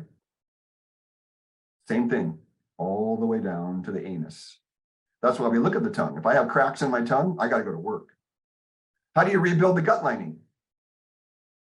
Vitamin C rich foods, not ascorbic acid crap, vitamin C from fresh plants out of the earth, and protein. That's how you rebuild the gut lining. And the only way you rebuild the gut lining. Comfrey is great. L-glutamine, I have mixed results with that. The 5 grams a day, they say. I haven't seen consistent results with that. Comfrey, I have. Chlorophyll pearls and standard process, I have. Okra pepsin E3 from standard process, I have. And then when a physician writes a book about colitis in 1952, Philip Norman, and you never see the book, you should wonder. And that's what he points out, that an ulcerative colitis case is a 2 to 5 year process because they have a broken chooser. He doesn't say it like that, but their choice maker is broken. And colitis is a colon thing, and the colon is where we take in and let go, metaphorically. Take in and let go. So my colitis ladies have a lot of grief they're processing. They haven't let go of. Just generally the factor. So if you want to rebuild this, you do raw protein ideally, and you do bioflavonoid rich vitamin C. So like your berries, your dark fruits, greens, anything fresh out of the earth is going to have the most vitamin C. Because vitamin C is tied to ascorbic acid in the bullshit medical system and the RDAs, but that's not what vitamin C is. Susan knows because she went to my talk, vitamin D3 isn't your sunlight vitamin. It's your sunlight filter sunglasses vitamin. Vitamin A is your fat soluble sunlight vitamin. Vitamin C is made from, the ascorbic acid part is made from carbon dioxide in the air and water. Literally the plant is taking CO2 and water and making vitamin C from it. Ascorbic acid part. What did he just say? They're like magicians. I'll take CO2 out of the air. I'll take water in my cells here. I'm going to make sugar because that's all sugar is carbon, hydrogen, and oxygen. That's right. It's like C6H16O8. You know, I got it wrong, but it's something like that. And guess what ascorbic acid is? It's one enzyme removed from pure glucose. So when you buy your ascorbic acid bologna out there that I never use except for in certain short-term situations, then guess what? You can get GMO corn syrup from GMO corn syrup, whatever, and you can add this enzyme to it and convert it to ascorbic acid. Cheap, effective for the chemical makers. Just like the B vitamins are coal mining waste leftovers. I'm not joking, folks, and I'll show you the data. B vitamins in the health food store, 99 out of 100 were made from coal mining waste as a starter material. When you see USP on the label of a natural vitamin bottle, USP means United States Pharmacopoeia. Pfizer and Merck are making your health food vitamins from Claire and biotics. And that's why I use standard process and food-based vitamins as a day-to-day thing. And yes, the nutraceutical synthetic vitamins, they're fine, let's use them, but let's use them in the right context, short-term only. Short-term only. What does yellowing of the eyes indicate? Okay, white tongue, we got white tongue. Great. White tongue question and yellowing of the eyes. Okay. So a white coat, then let's go back to that guy for a second. I don't think I got rid of him yet. Oh, very good. So there's different colors of tongue coats. And so if you see a white coat, that's called damp cold. That's what we study is life process. If it's a yellow, brown, green, black coat, that's damp heat. Now here your acupuncture, I know I have the skills of an acupuncturist, so I can talk to any of your acupuncture, your doctors and meet them. So damp heat and damp cold. So a white tongue means you're going to need ginger and garlic and warming herbs. If you have a yellow tongue coat, it means you need echinacea and golden seal and cooling bitter herbs. Never, ever self-prescribe, please. Oh, I got a cold and I did echinacea. But your cold is from damp cold. And those are cold herbs. You need warming herbs like ginger and garlic and mustard. Oh, I didn't know that, Craig. That's right, because we're not taught that, but I am teaching that. So hot and cold is a primary duality, and wet and dry. So in Chinese medicine, This is more advanced stuff, but since you asked about the white tongue and the yellow eye, let's go there for a second off the screen share here. Some of the primal dualities that we work with. So this is my master manual for my students. It's called the 4 Foundations of Health Manual. It's only 144 pages at this point. But we'll look at this, this process thing. Here we go. No.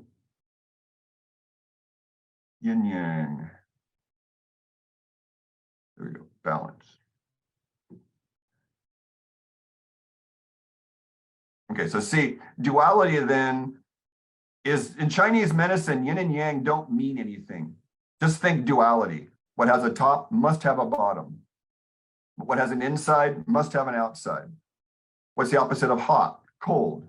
What's the opposite of wet? Dry. That's all they're saying here. So still and moving, space and time, hot and cold. See, it's heavy and light, night and day. All yin and yang means are the primal dualities of the world. Don't get stuck in absolutes. So what I've done then is I have a series of notes here, like here's the signs of heat in the body, things you can measure. Signs of heat. Signs of when your fluids are low, we call fluid deficient heat. Signs of cold. Signs of adrenal exhaustion cold.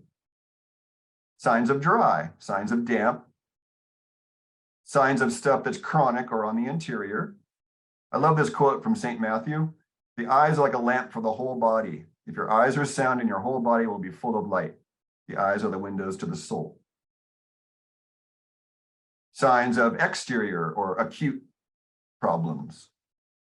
Signs of wind problems. Signs of lack of wind.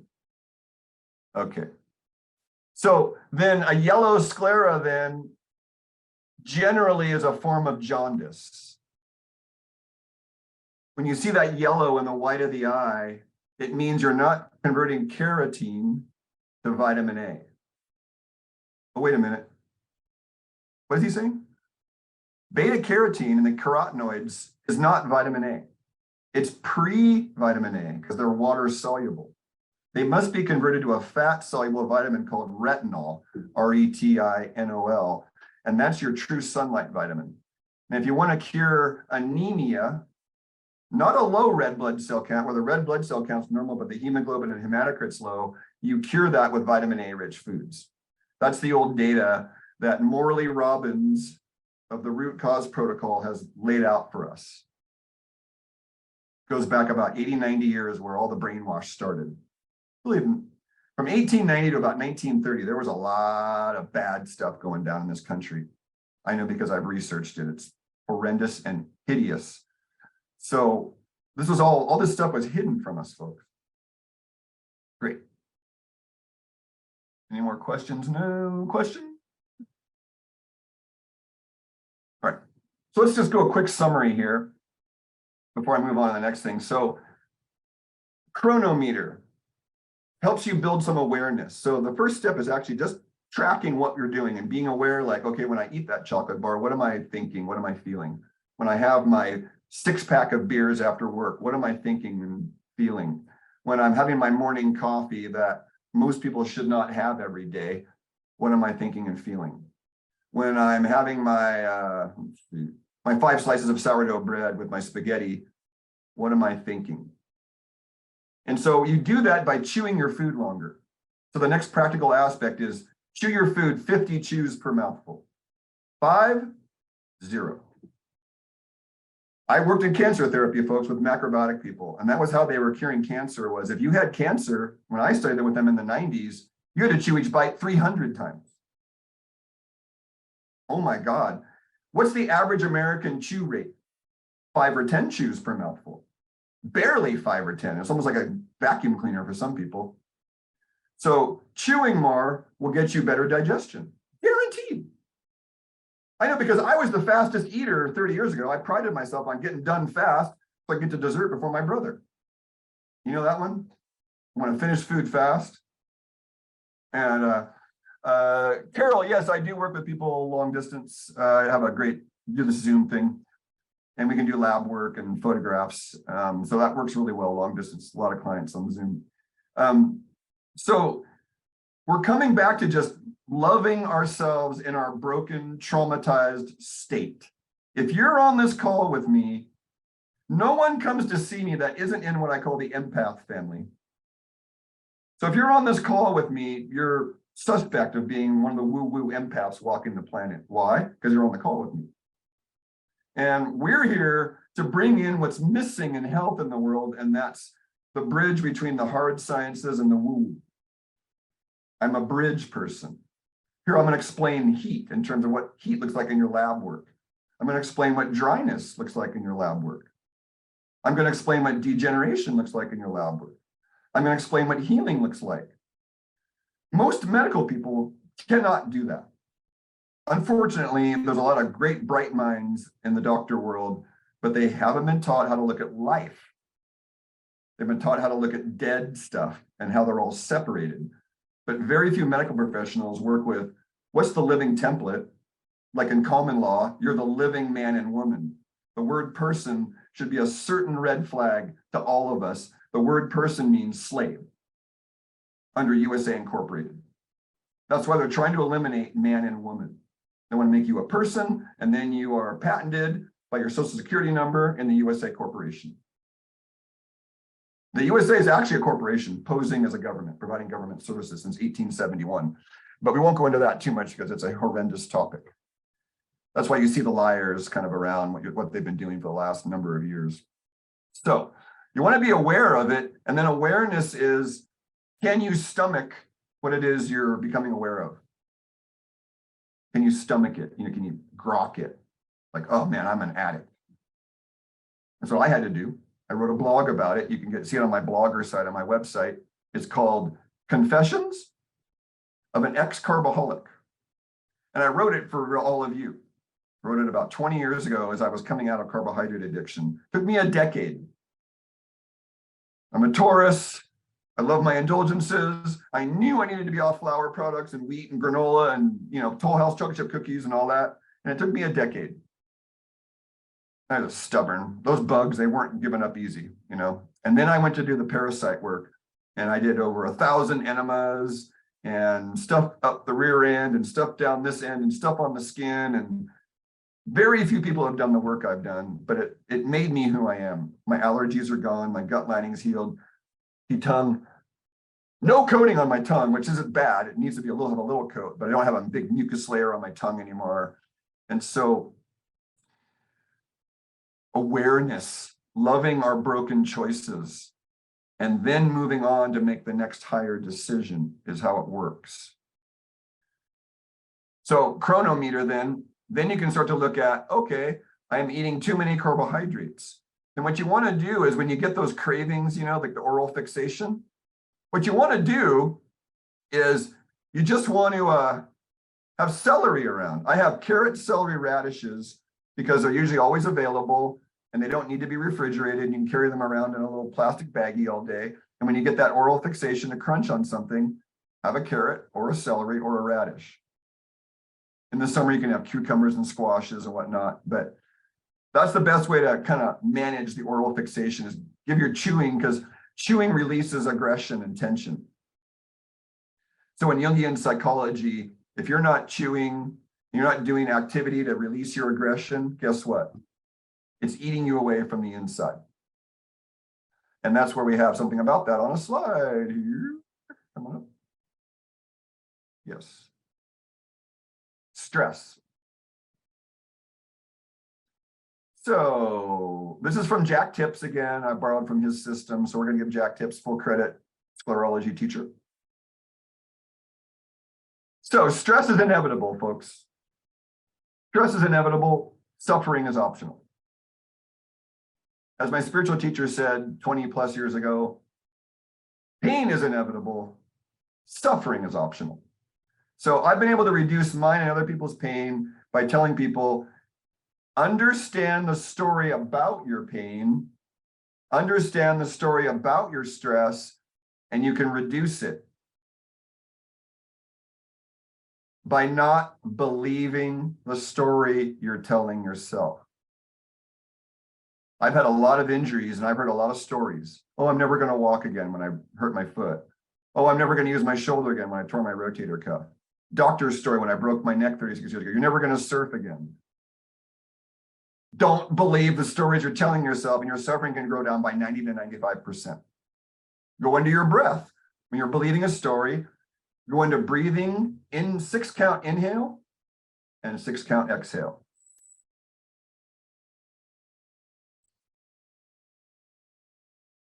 That's a harmonized breath. 6-second inhale, 6-second exhale. It's very hypnotic, and then the mind can kind of let go. So that's how we get through stress. If you're not managing your stress well, then you're going to be in fight or flight, and you're not going to be able to digest food. Let me repeat. If you're in fight or flight, you are not going to digest food, because the sympathetic nervous system's job is to run from the saber-toothed tiger. The parasympathetic nervous system is the digestion part. So if you're stressed when you're eating and you're watching a fear-based movie like Freddy Krueger, Nightmare on Elm Street, not good. If you're eating when you're driving, not good. If you're eating standing up, not good. Because you're not processing the food well. And if you don't digest food well, the waste stream builds up. What did I just say? Rot attracts microbes. So you're better off eating smaller meals more often than these giant meals once or twice a day, because your body can't digest all the food. That's why people get sugar cravings at the end of a meal, because the bugs know that they're not going to get what they want unless you overeat. Let me repeat that. The bugs down there know they're not going to get what they want unless you overeat and produce a waste stream of rot that they can process. Very insidious. See, adapt or die. The vital force is what makes digestion. And we can measure that in the eye. The vital force line, which is a practical line that anybody can look at. Let me just do it here real quick. It's that if your sclera, or the white part of your eye, is a clock, then I'll do a quick whiteboard to show you that anybody can do this and see how well they're digesting very quickly. So forgive my terrible drawing skills also. I'm not a good artist. So this will be an eyeball. Oh, not bad. And then let's do maybe green for the iris. So here's the iris. That's brown, okay. So what we're talking about is the white of the eye, not the iris. It's a separate study. So the vital force lines in the left and the right eye. Can I copy that? Oh, I can copy that. Nope. Here, let me just do a tiny version on the other side here. So this is the other eye. I'm sorry, it's not to scale, but let's do part of it. Okay. So there's a left and a right eye, and the nose is here. So at 12 o'clock, which is here, you'll see a line. We'll do that in red. So the longer this line is here and the closer to the iris it is, the more your vital force isn't being made into stomach acid. At 6 o'clock is the other one. The line will be straight, it'll be squiggly, it'll be a tree like that, or it'll be a zigzag. Those all mean different things, but they will be on each eye at 12 o'clock and 6 o'clock. And guess what? Each of those 4 zones corresponds to a part of the stomach in the white of the eye. So if you have all 4, you're certainly not digesting protein and minerals well. 12 o'clock and 6 o'clock in the white of the eye. What you do is you pull your eyes down and you look up and you take a photograph, and then you pull your eyelids up and you look down and you take a photograph like I showed you. And that'll show you, because these red lines in the eyes and the sclera, they start in the back of the eyeball by the optic nerve. And what you see is a journey all the way to the front that you see. But if those lines are appearing, then there's a bunch more behind them, behind the eyelids, back by the optic nerve. So the eye is sort of a fractal of the whole body. The tongue is, the hands are. Everybody knows this. We just haven't been trained on how to use the tools properly. Get back to this slideshow.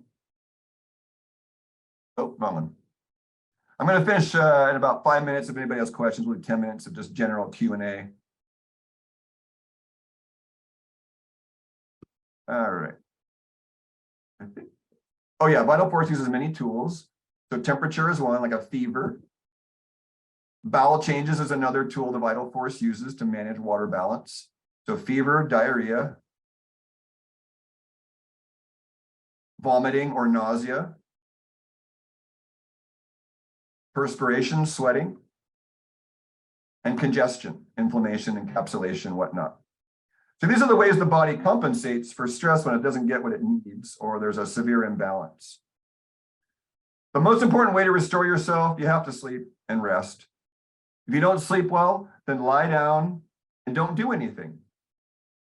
That can be very helpful. Even if you don't sleep, just lie down and do nothing and don't move a whole lot, and that will restore some of your broken yin.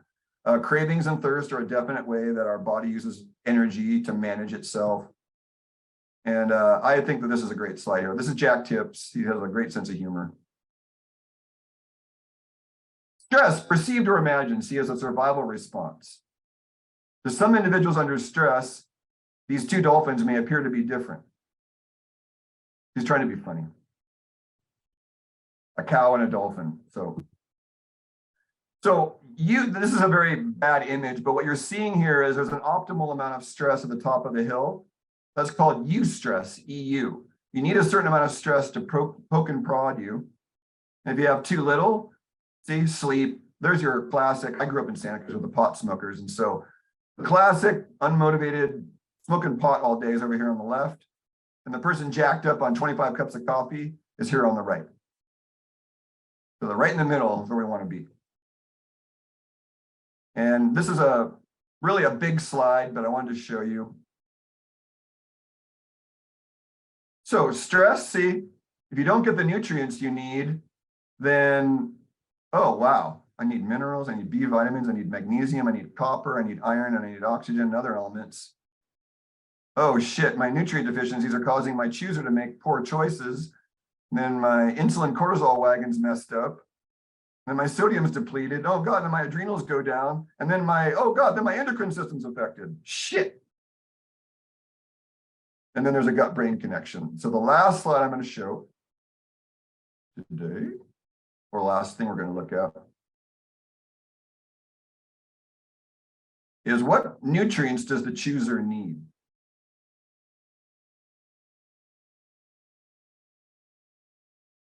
Here we go. So table of health foundations and nutrients. So our chooser needs phosphorus, which is part of the lecithin complex. Our chooser needs silicon, which is in most grain straws like oat straw, wheat straw, horsetail, very high in silica. B vitamins, the best sources of B vitamins are wheat germ, rice bran, bee pollen, liver, organ meats, meats in general. There's other sources, but those are kind of the best. Herbs. I have a blend that I'm on right now, and that's gotu kola, bacopa, gynostemma, rosemary, St. John's wort, ginkgo, and calamus. I'm on that pretty much every day. And those are called rasayanas. A rasayana. And I think I have that document here. Yes. So if you want, you can get access to this. Rasayanas. Here's a mainstream study. And so these herbs that I'm mentioning are on this chart. Telomere lengthening, cell division, see, calamus, turmeric's on there, tulsi's on there, licorice is on there, bacopa, gotu kola, ashwagandha. There's comfrey. There's tons of herbs on this list. And so this study goes down and shows you the things that I'm kind of not going to have time to go into today, how to help your chooser choose more skillfully. Okay, you're going to some Q&A. Coffee enema is great. Melatonin, good. Okay. Okay, we got a melatonin question, and we have a coffee enema question. Great. Melatonin. So I'm going to do a little whiteboard for that. Melatonin is good. Generally good results with it, but there's a downside to it.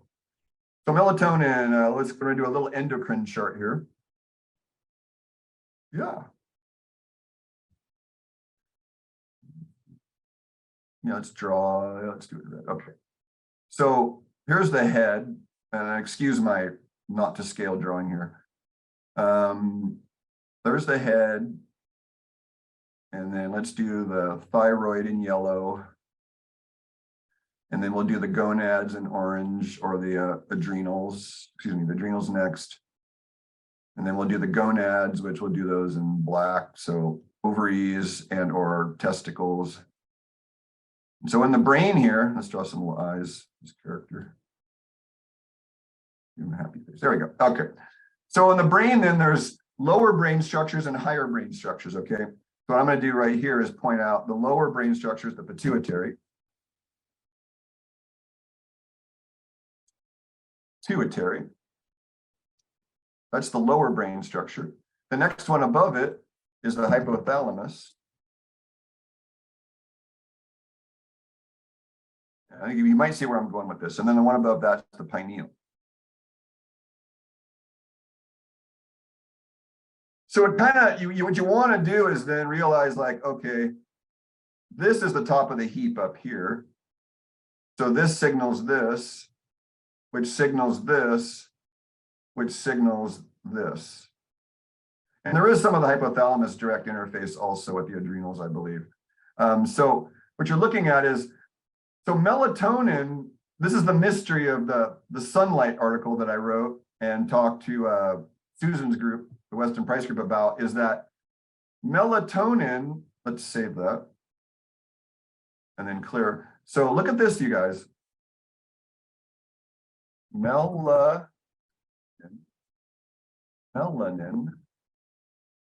What's melanin? That's your skin pigment cells. Oh, sunlight's related, right? Oh, so melanin has a connection with melatonin.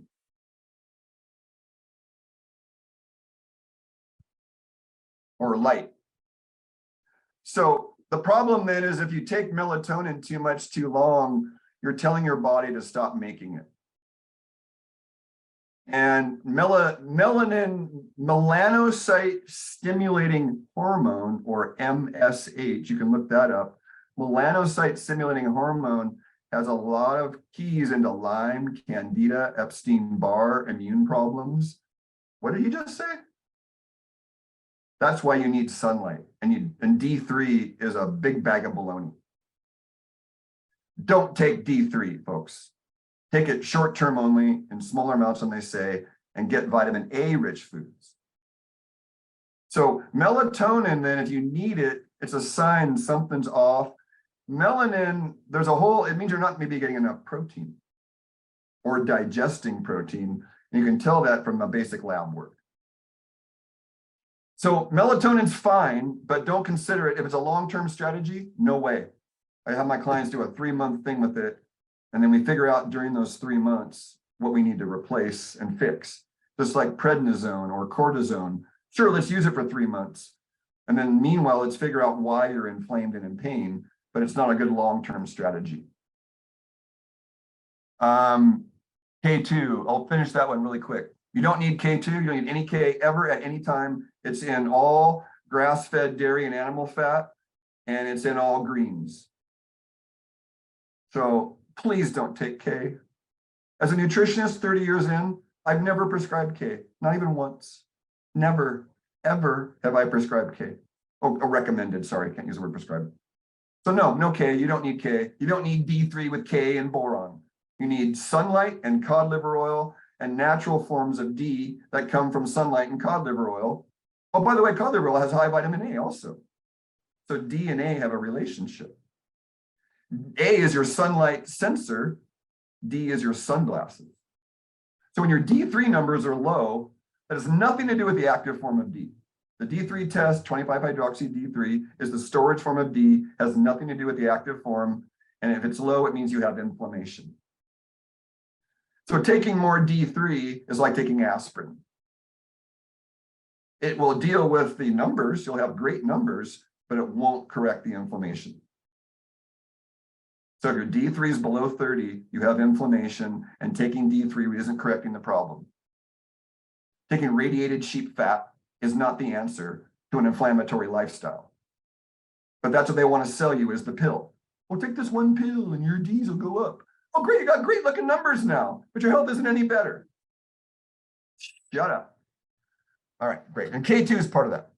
Then coffee enemas, what do we have here? Coffee enemas also help coffee enemas are, well, coffee is a stimulant. So when you do it up the rear end, there can be euphoria. Some people get stimulated. I go into bliss. Like if I have a quart of coffee in my colon, I'll actually go into bliss. And so yeah, it does make me in a parasympathetic mode, but it does accelerate heart rate and it is a stimulant. So you need to be careful with any statement that it's parasympathetic. No, it's not. In some people it might. And then it does stimulate these portal veins. And so, like I said, all your intestines have these veins that go back up to the liver right here. And what the coffee enema does is it dissolves the sludge in the pipes going back to the liver. And we all know if your pipe is supposed to be this big and you got waste lining it, then you're not going to get fluid through it as fast as if it's supposed to be this big, but it's only this big because of congestion. So there's a lot of sludge in the portal veins, just a lot of sludge in the portal veins. And so the coffee enema's main benefit is a solvent, a dissolver. It also causes the intestines to get a little spastic, and that shakes off the crud.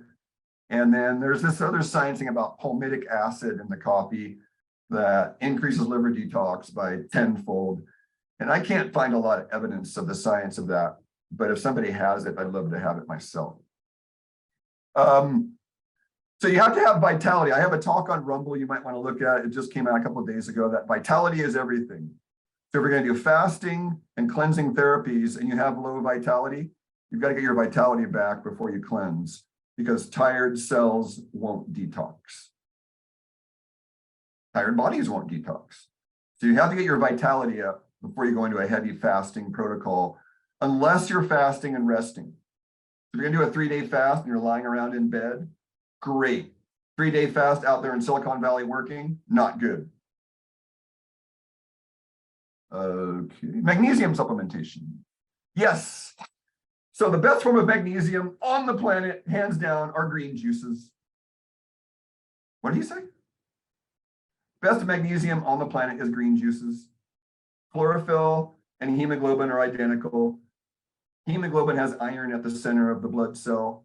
Plants have magnesium at the center in place of iron.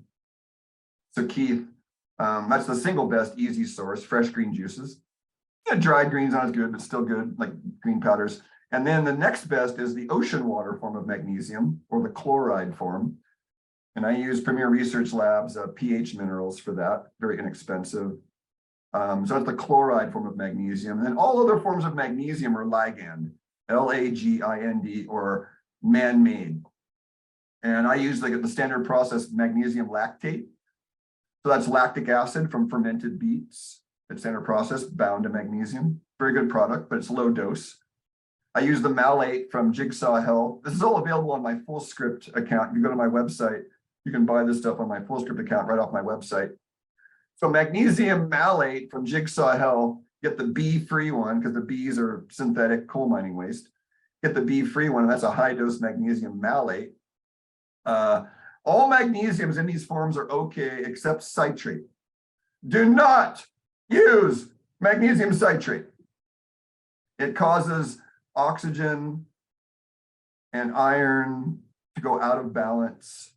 So you don't want to do that. This is the root cause protocol. Morley Robbins has the proof. I have it all myself, the proof for it. So please, you want to make sure your copper zinc balance is correct. Copper is not something you should demonize. Copper and magnesium, according to Morley, are the two most important mineral elements in the body. Did anyone during the C19 talk about copper and magnesium? No.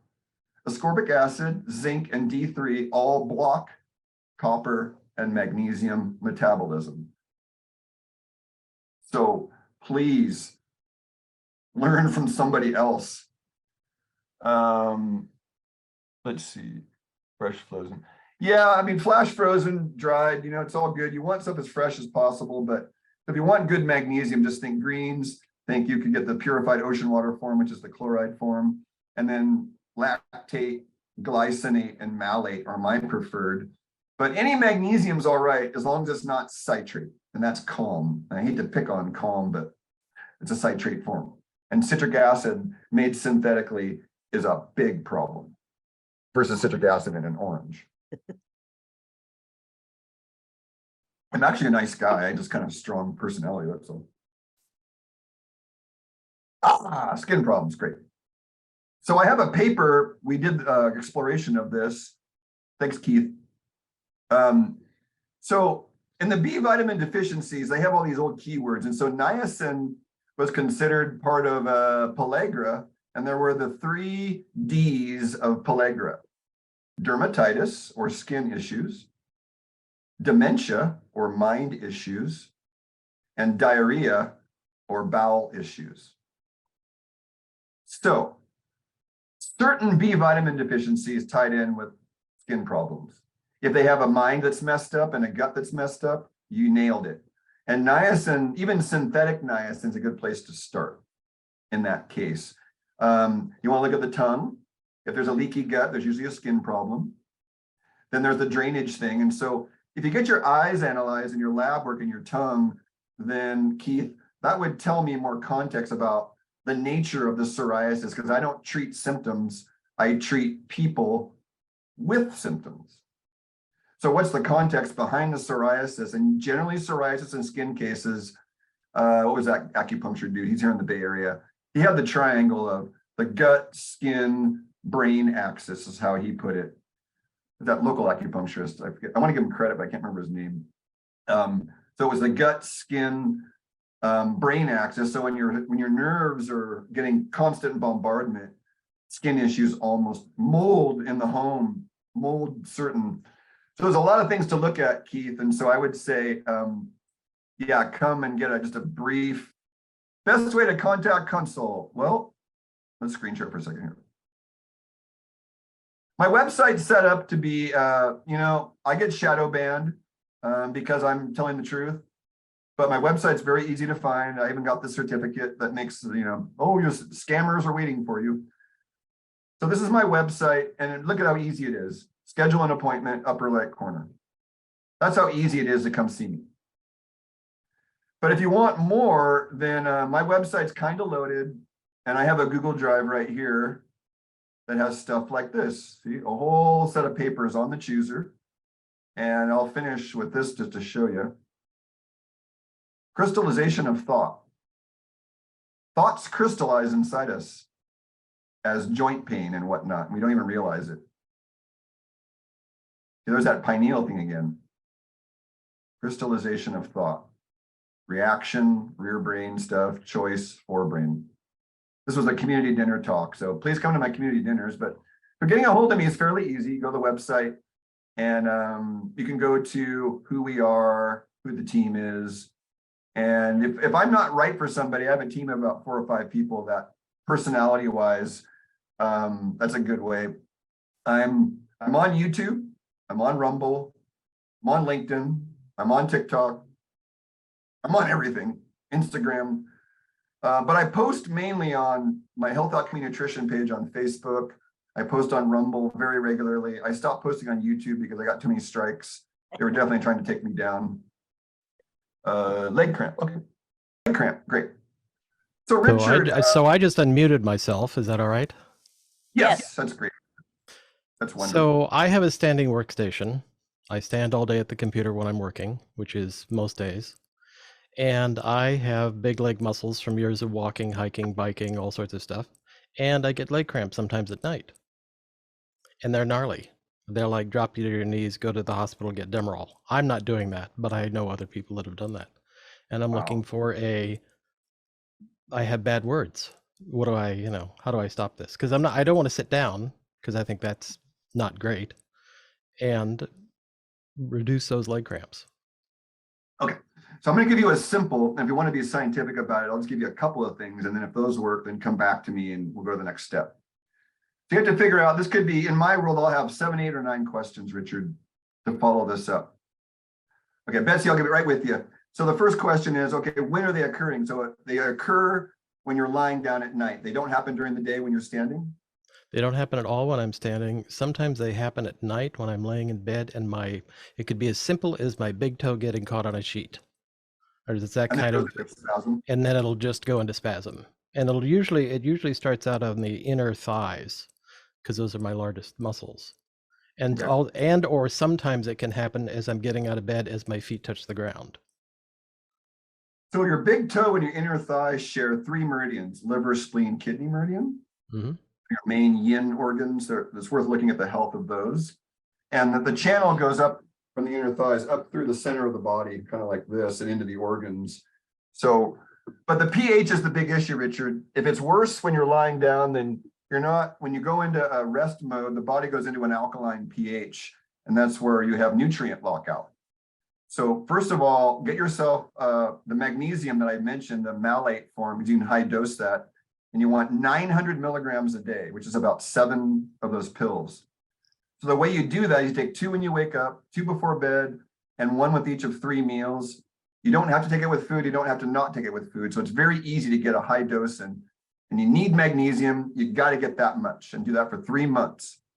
Then you'll need a calcium source because that's only a magnesium product. And you need a little bit of calcium. And I prefer the standard process ionized calcium, which is lactate. It's a very easily processed calcium that really, I mean, you can't believe how much it works. So you get a small bottle of the calcium lactate, and you might only need a tiny bit of calcium to match the magnesium. This calcium magnesium ratio 1-to-1 or 2-to-1. No, you don't even need that much calcium because we're getting it in bone broth and other things. This ionized form, though, literally, where is it? I have this drink right here, and I put in 1/8 of a teaspoon of the calcium powder, and then the Polarmin's magnesium, the liquid magnesium. So you'll need those 2 minerals minimum, okay? Then the last thing to do is before you go to bed and when you wake up and with every meal, have a tablespoon of apple cider vinegar in a little 2-ounce shot glass. Okay. So a tablespoon is 1/2 of an ounce. So add, 4 times more water, 2 ounces, tablespoon of apple cider vinegar when you wake up, tablespoon of apple cider, partway through a meal, and a tablespoon of apple cider vinegar before you lay down. And then you can contact me, and if that starts working, then we'll go to the next step. But that should alleviate a lot of your problem. That would be stupendous. Thank you. And it's cheap. Yeah, I like That's all of a that. cheap solution. Yeah, thank you. Betsy. You're welcome.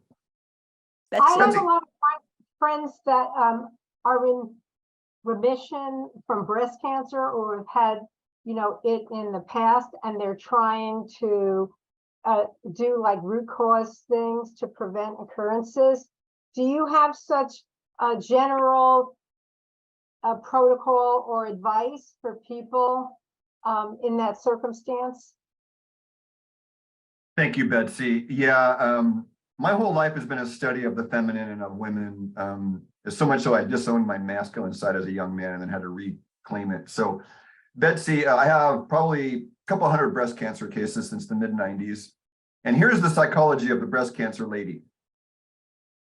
She's given away everything to everyone else, and then she's a shriveled raisin and hasn't kept enough for herself. And a lot of women don't realize this until the empty nest comes. And there's that transition from mom identity to the person again. And a lot of women die when the kids leave home. Why do you think, Betsy? A lot of women die of breast cancer when the kids leave home. Yeah. So getting out of the identity of mother is imperative for these women. You must do the psychology work. If they don't do the psychology work, the nutrition and all the other therapies won't work. I'm telling you, because I have a lot of women die that poo-pooed me saying this, and now they're all dead, all of them. Right. But if Every you single transfer that and you're contributing to the community in some way, and you're dealing with your, you have a passion, that you're dealing, that you're, So if you're dealing with that and you're finding passion in your life, I think, isn't that a substitute? I'll give you an example. I had this woman who had pancreatic cancer, actually, which is another nurturing organ. If you think uterus, ovarian, and breast cancer and pancreatic cancer, they're all the nurturing organs. And so the clue is they've given all their nurturing energy to everybody else and haven't kept enough for themselves. So the passion's a good one. Yes, it's a personal passion, but this lady, this cancer patient, stage 4, I have a couple of stage 4 pancreas cancer patients that lived well beyond their medical baloney. And this woman healed because she was a professional piano player as a young woman. She met her husband, had 2 kids. And when I met her, she had stage 4 pancreas cancer, and she was still cooking 1 meal for her husband, 1 meal for her bratty kids, and 1 meal for herself. And I'm like, what the hell's wrong with your family? You're dying of cancer and they won't make their own food. So it's the shriveled raisin effect. She's still giving it away. She's dying and she's still giving, right? I mean, just bless your hearts, you ladies. And then I tell her, I go, you have to find that piano passion back in your life. I don't have time. I can't do that. I don't have time. I'm like, your life depends on it. So what she did was 5 to 6 a.m. before everyone was awake yet. She went out to her little studio that the piano was in, and she played piano every day since for an hour every morning from 5 to 6 a.m. And I believe she's alive because of that. Her passion was to just disappear into the piano, right? Right. Like for me, when Craig ceases to exist up here talking, there's peace. There's no Right. Craig. So I know a lot of people who are good at self-care and have passion. So I think, some people are already doing that. And I know the emotional piece is there and the spiritual piece is there. And what else do you think is important? Oh, this is wonderful. Betsy, you're doing some good observation here. This is great observation of you're right. So if you got your self-care down, so you think, and you have your food down, all that whatnot. So I'm going to tell people right now that. Oh, wait, can I ask you a question? There's so much controversy on diet for cancer. Some people are like keto and some people are vegan. Do you have a preference on that? It's so confusing. It's personal. It's weather-based, it's goals-based, always context. Okay. No, I've made it clear at the beginning, I don't have an ideology to fit people into, because I don't want to square a peg in a round hole. So if you're a blood type O, Northern European ancestors, you take my metabolic typing test and you have a lot of C answers, you are not going to do well on a vegan cancer diet. You just won't. You'll need raw meat and green juices and coffee enemas. Then the other side, if you're a blood type A with equator hot weather ancestors, and you have a lot of A answers on the metabolic typing test, then you're a vegan cancer diet, no doubt. So everyone's different, and that's what's wrong, is there's no formula. I mean, there are formulas, plural, but there's not one formula for everyone. And that's what medicine's been trying to force us into, is the one, right? The formula. You have cancer, you do this. And it doesn't work that way. Medicine is an art and a science. Oh, Richard asked. 1 second. So Betsy, does that answer your question? Oh, back to the other thing to look at is, what do they value? A major protocol. We would go back to, what else do they value? Are their health values, in fact, high value health? The Webster's Dictionary definition of health is an absence of symptoms. So to be honest, Betsy, most people have their health values are about this big. And then I was taught by teachers whose health values are this big. When people come to me and they say they're eating healthy and they have cancer, what do I tell them? No, you're not eating healthy by the higher standards of reality. You're eating healthy by the pathetic low standards of American health. So we have to change our definition of what health is, Betsy, because most of us are in this low standard health.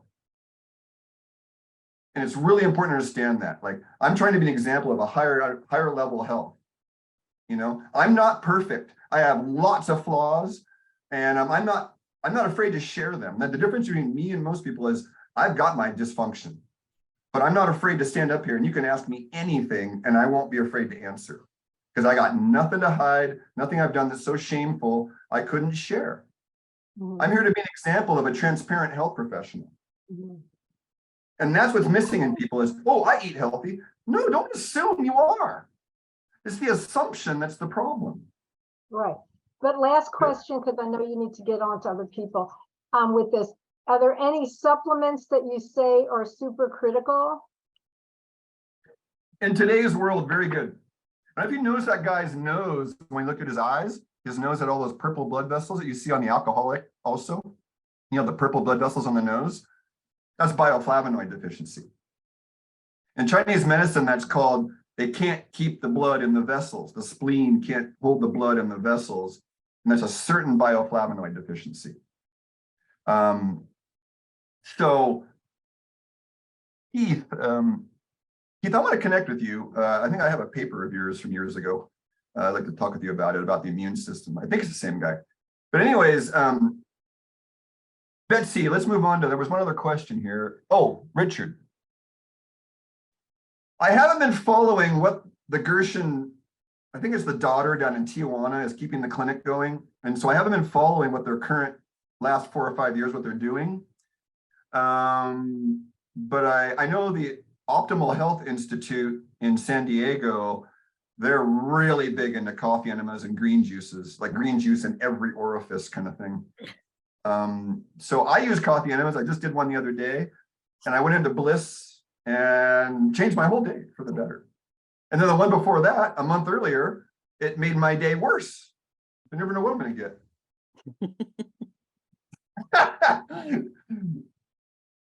If you feel worse after starting to cleanse, it means you've peeled off a layer and there's another more toxic layer coming up. And one cleanse in your lifetime ain't going to do it, folks. You got to do a cleanse every season for a number of years like I did to get the stuff moving and out. You need a program with a plan. That's what I do. Here's your year plan, 4 90-day plans. That's what makes me different than others is, here's the plan. Oh, the plan's not quite working. Let's modify a little bit. Do the medical professionals do that when they give you, like I had a client with ulcerative colitis and their medical solution for her ulcerative colitis was to have a Lialda butt plug. It was literally, you know, stick the butt plug up there and the prednisone goes in the colon, and that's their long-term solution is prednisone forever. Just push the button, done. That's not healing. That is not healing. Well, I want to thank each and every one of you. If anybody wants to stick around, I could end with Khalil Gibran's little piece on love. Anybody want to hear that to close off with?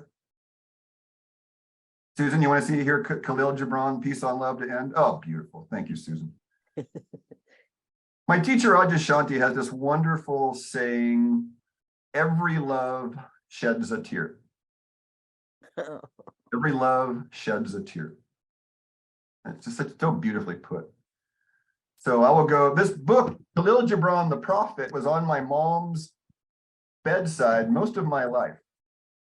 And I was always fascinated with, what is this book? This weird looking book on my mom's bedside. There we go. Please don't read it, just listen to me. It's a little long, but we're going to end on this, and this will be our closing ceremony and send us off with God. On love. And he raised his head and looked upon the people, and there fell a stillness upon them. And with a great voice, he said, when love beckons you, follow him. You could say her, that's fine, him or her. Though his or her ways are hard and steep, and when his wings enfold you, yield to him.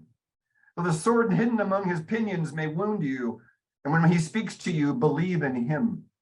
Though his voice may shatter your dreams as a north wind lays waste to the garden. For even as love crowns you, so shall he or she crucify you. Even as he is for your growth, so he is for your pruning. Even he ascends to your height and caresses your tenderest branches that quiver in the sun. So shall he descend to your roots and shake them in their clinging to the earth. Like sheaves of corn, he gathers you unto himself. He threshes you to make you naked. He sifts you to free you from your husks. He grinds you to whiteness and kneads you till you are pliant. And then he assigns you to his sacred fire, that you may become sacred bread for God's sacred feast. And all these things love shall do unto you, that you may know the secrets of your heart and in that knowledge become a fragment of life's heart. But if in your heart you would seek only love's peace and love's pleasure, then it is better for you to cover your nakedness and pass out of love's threshing floor into the seasonless world where you shall laugh, but not all of your laughter, and you shall cry, but not all of your tears. Love gives not but itself, and takes not but from itself. Love possesses not, nor would it be possessed, for love is sufficient unto love. When you love, you should not say, God is in my heart, but rather, I am in the heart of God. And think not you can direct the course of love, for love, if it finds you worthy, directs your course. Love has no other desire but to fulfill itself. But if you love and must needs have desires, let these be your desires. To melt like a running brook that sings its melody to the night. To know the pain of too much tenderness. To be wounded in your own understanding of love. And to bleed willingly and joyfully. To wake at dawn with a winged heart and give thanks for another day of loving. To rest at the noon hour and meditate love ecstasy. To return home in the evening with gratitude, and then to sleep with a prayer for the beloved in our heart and a song of praise upon our lips. That's love. Beautiful. Yes, that's quite. That's why I'm here. That's why I'm here. Is that peace is why I sit here with you people. I'm giving back all the great masters that gave to me and kept me alive. I shouldn't be alive. So I'm in give back mode to help you come through your challenges because of the great kindness that was given to me.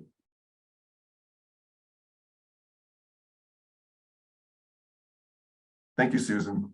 Appreciate you having me on. Well, thank you for sharing your wisdom and your love and your compassion. And we're all better for it. So you can come back anytime and share your love, wisdom, and passion.